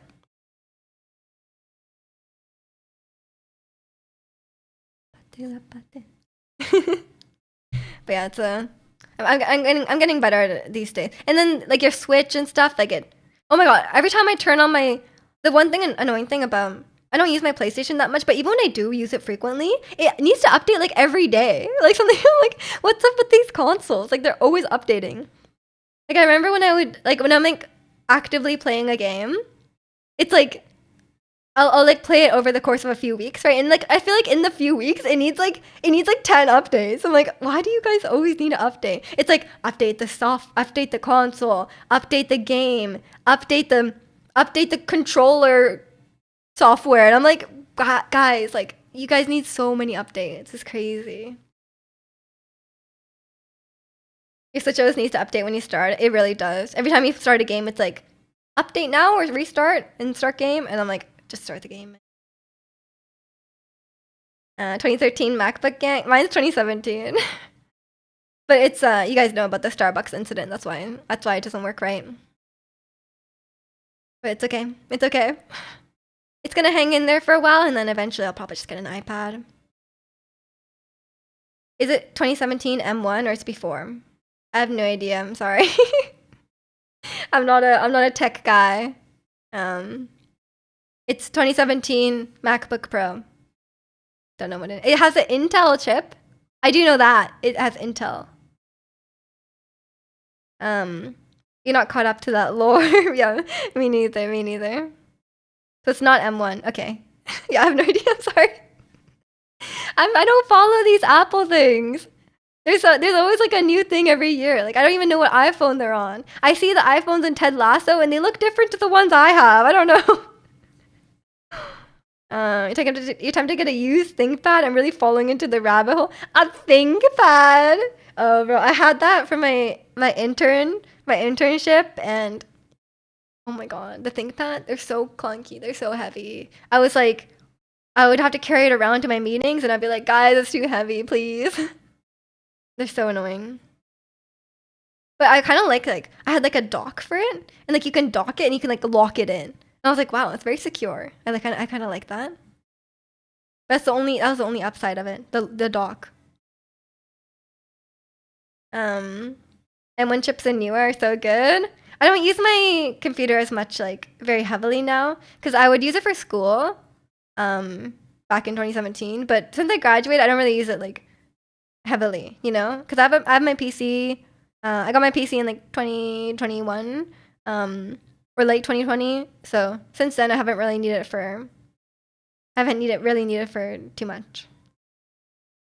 But yeah, I used to use my MacBook more, but now I think it's just like I use it to watch shows or YouTube when I'm eating. So I think after my this MacBook dies or when I get sick of it not working properly, I would just I would just get an iPad because I think that's probably sufficient for what I need. The old ThinkPads have like a tray under the keyboard, so if you spill something, it just runs out of the front. Oh, that would be helpful for me. That's kind of nice. But they are quite thick. That's why they're thick and they're heavy, and sometimes I have to carry it home. If I wanted to work from home one of the days, and oh my god, carrying that home on my back on the bus for like an hour, not fun. Not fun. The purpose of MacBooks and ThinkPads is different. You don't go to coffee shop to drink overpriced coffee with ThinkPads. True, true. But if you did and you spilled the coffee, it would be okay apparently. Unlike my MacBook. My MacBook had a whole latte spilled on it, and it was not okay. Let me tell you, it was not okay. And welcome in, Reem. How are you?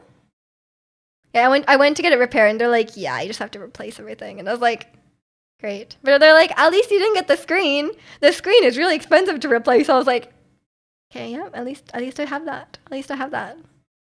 So yeah, technically, the entire inside has been replaced, but um, it still works questionably, you know?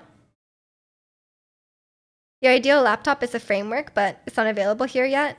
The framework? Is that what it's called? The framework? That sounds fancy. You're good, a bit tired. You're watching Exos Kitty season 2. Is that like the To All the Boys I Loved Before spinoff, right? Is it good? You love the song by IU? Me too. Me too. It's so good. You're looking at framework, but they're how much is so expensive? Because like MacBooks are expensive. How much is so expensive? They're modular laptops. You can upgrade them yourself with a screwdriver. So it's like a mini PC, is what you're saying. About her sister, right, yeah. It's like a kind of K-drama-y. You love the season 1. It was good. I heard it was cute. It's very like, it's very teenish, you know. They're probably comparable to MacBooks in price. Okay, I guess fair enough. But for something you can upgrade, that's not too bad, right? Because like MacBooks, you can't even like you can't really upgrade them because everything is like soldered on, right? I think that's what the problem is. That's why I had to replace the entire inside. They're like, yeah, you can keep the hard drive, but everything else is like, it's like one piece. You know, you just gotta take it.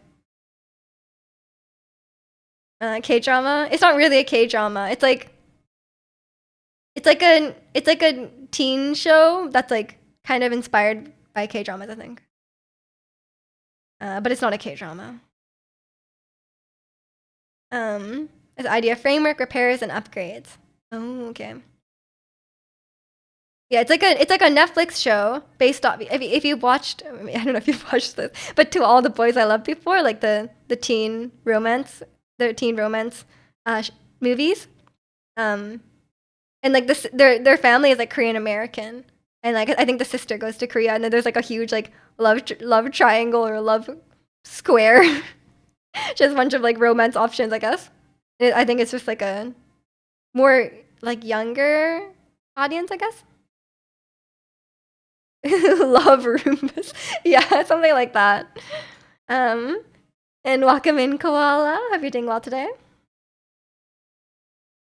Yeah, you guys know I don't follow the tech news and stuff too much, so don't know much about that. But I hope you guys got a good device, a device or something. I'll probably just get a iPad if I do get anything. But maybe I'm just fine with my phone. Maybe at this point, like if I have my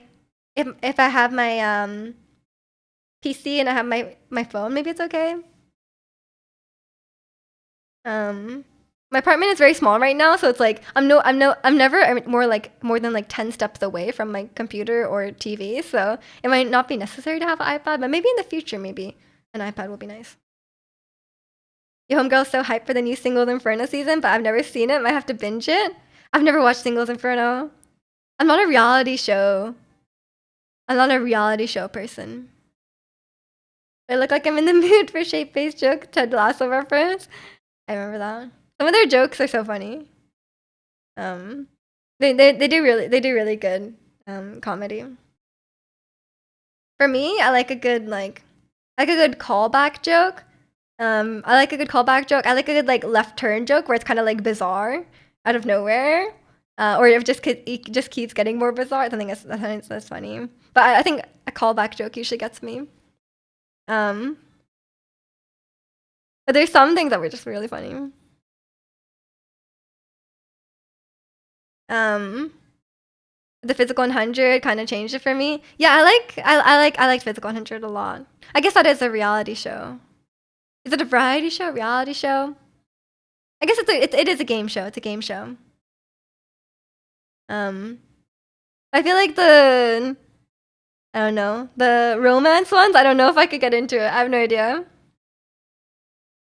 Cause I like when Physical 100. I kind of like kind of showcasing like what people are capable of, you know, like their athletic abilities were like very impressive. And also had really good sportsmanship. There wasn't any like betrayals or anything like that. Like everyone was very supportive to each other and everyone was very like sportsmanlike, which I think made it really enjoyable to watch. I don't know if that's the same in like dating shows or if people like there's like betrayals, like I don't know. Or like drama, you know, like I don't really care about drama, you know? Like for them it was just like pure physical competition, and that was it. Breakthrough, yes. I love Breakthrough. Yeah, Physical 100 is a great show. I don't know if they're gonna do season 3. Do you think they're gonna just run out of people to have in the show? There can't be that many top athletes in Korea, can there? Like, if they're going 100 at a time, aren't they gonna run out soon? The recent K-drama I watched were Mr. Plankton and When the Phone Rings. I don't know them. I'm sorry. I haven't been watching a lot of K-dramas recently. I've been watching a lot of Western shows.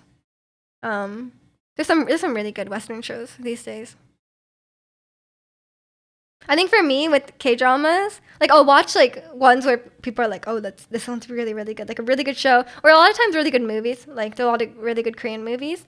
But there's a lot of, I mean, this is the same in Western shows as well. But I think I'm more like tuned into like what people say are good and stuff.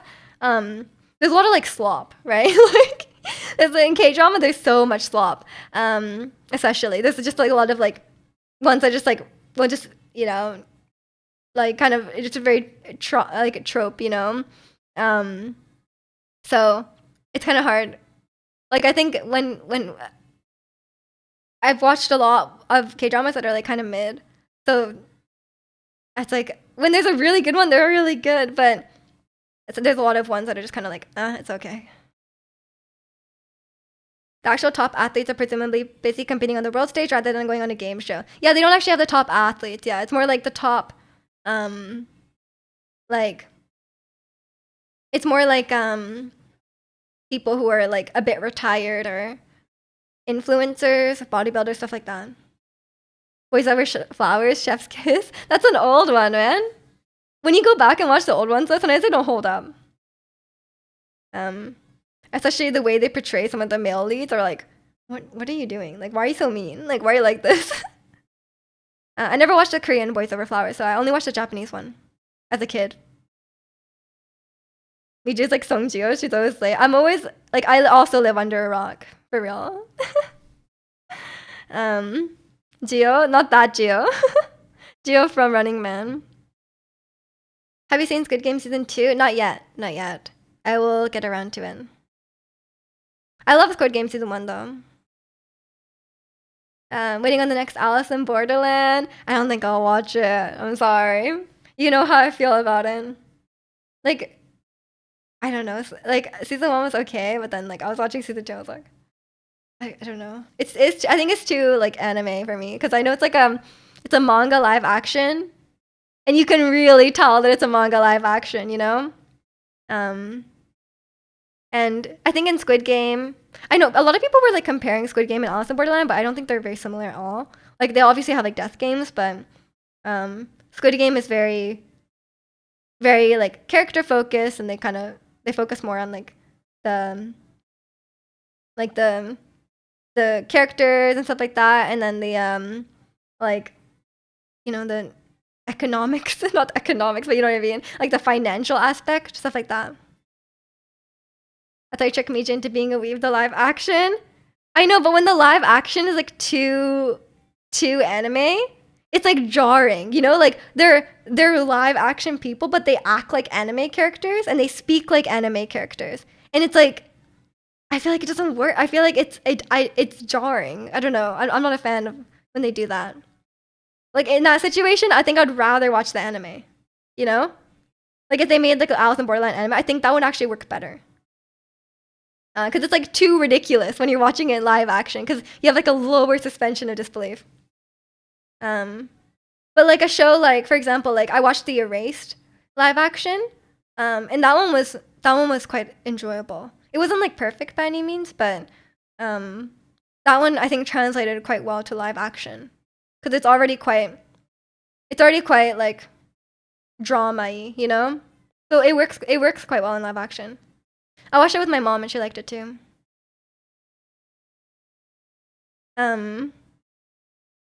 Erase, love Erase. Erase is so good, and the live action one has a better ending than the anime one. Because the anime one, the ending was kind of the ending was really weird, but the live action one has a better ending.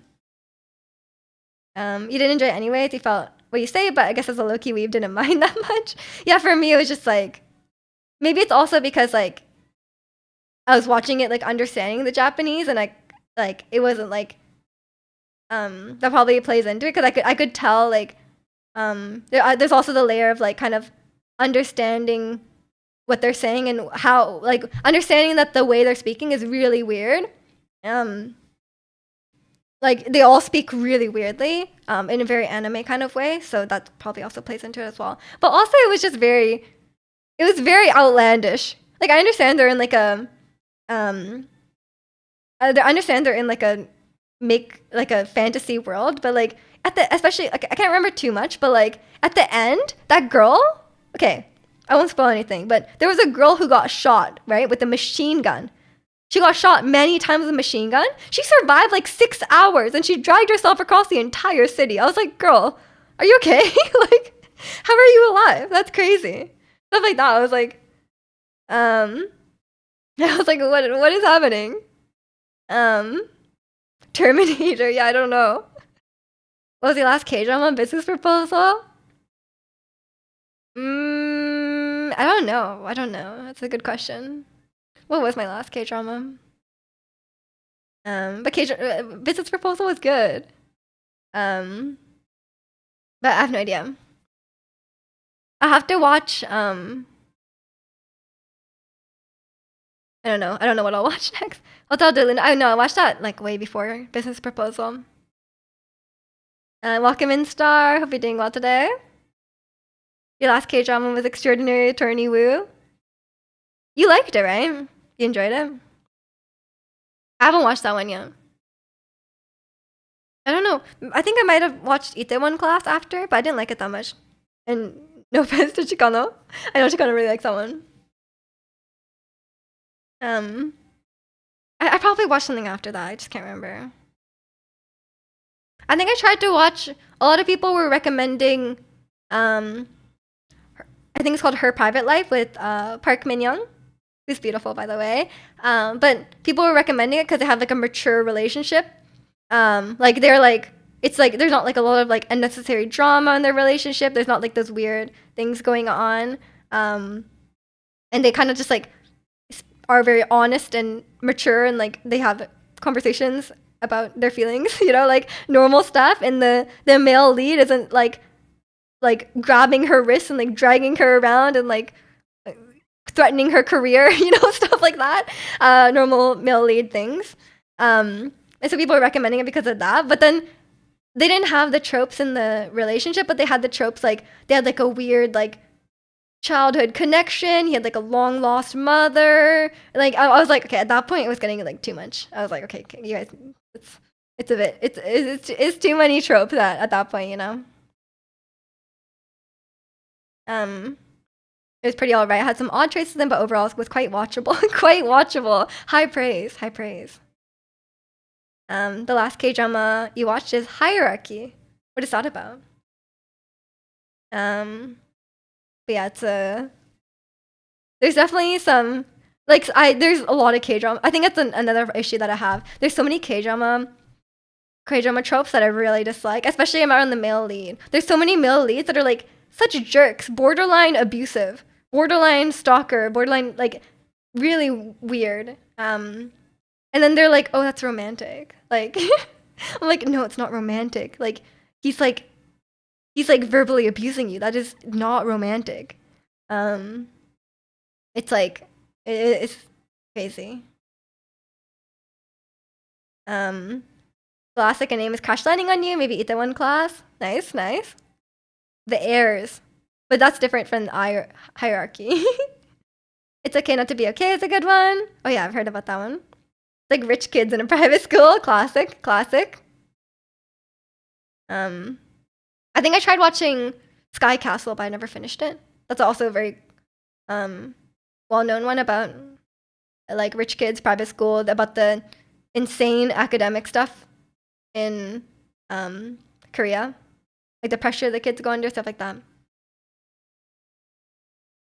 Hello, my 20s, not your 20s, is peak. Yeah, fair enough, fair enough. Yeah, there's a lot of good ones. There's a lot of good ones for sure. I just have a lot of issues with some of the tropes. Hello, your 20s, yeah. I'm still in my 20s. It's my 20s. Crash Landing on You is beautiful. I actually never finished it. I watched like half of it, but I never got invested in the leads. I never got invested in their romance. Maybe it just didn't click with me. But I think it just depends. I think that was like a personal thing. Like I just didn't like emotionally relate to them, which I think is kind of important for romance because you have to be like invested in their romance. I also disappointed around it because I thought it was about revenge drama, but no, it's a one-side romance. Oh no. I mean, oh no. Funny you say that to a real life married couple. Oh yeah, that's true. That's true. I don't know. I think it's not like their chemistry. They had great chemistry. It's more just like I feel like I need a personal reason or like a personal emotional investment in the romance, it's not their chemistry. Their chemistry is great, of course. Kind of has to be. Yeah, I should probably get going pretty soon. I have Pilates soon. Hopefully I don't die again today. Last week was a bit brutal. Pilates after 5 weeks off. Oh, it was a bit brutal. Hopefully it's not too much. Queen of Tears was a good one. Kim Soo-hyun and Kim Ji-won played the role so good. I think I kept seeing that one recommended to me. It's like a new one, right? I kept seeing on my homepage on Netflix. Maybe I'll go around to I'm probably not gonna watch a K-drama for a while because I have a lot of shows to watch. Ted Lasso, Severance, White Lotus, and then Last of Us, all in the first half of the year. So, that's a lot. Kimmy cried on every episode. I don't know if that's good. On Queen of Tears. I mean, it's in the name. And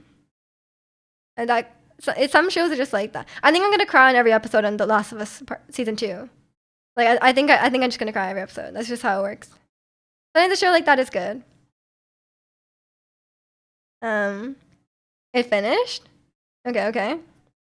Oh yeah, I'll get around to it eventually, but yeah, I have a lot of Western shows to get to. It just sounds like it's like a cowboy show. A lot of Western shows to get through in the first half of the year, so I think I won't have time to watch some other shows, but we'll see. The Last of Us season 1 was emotionally draining.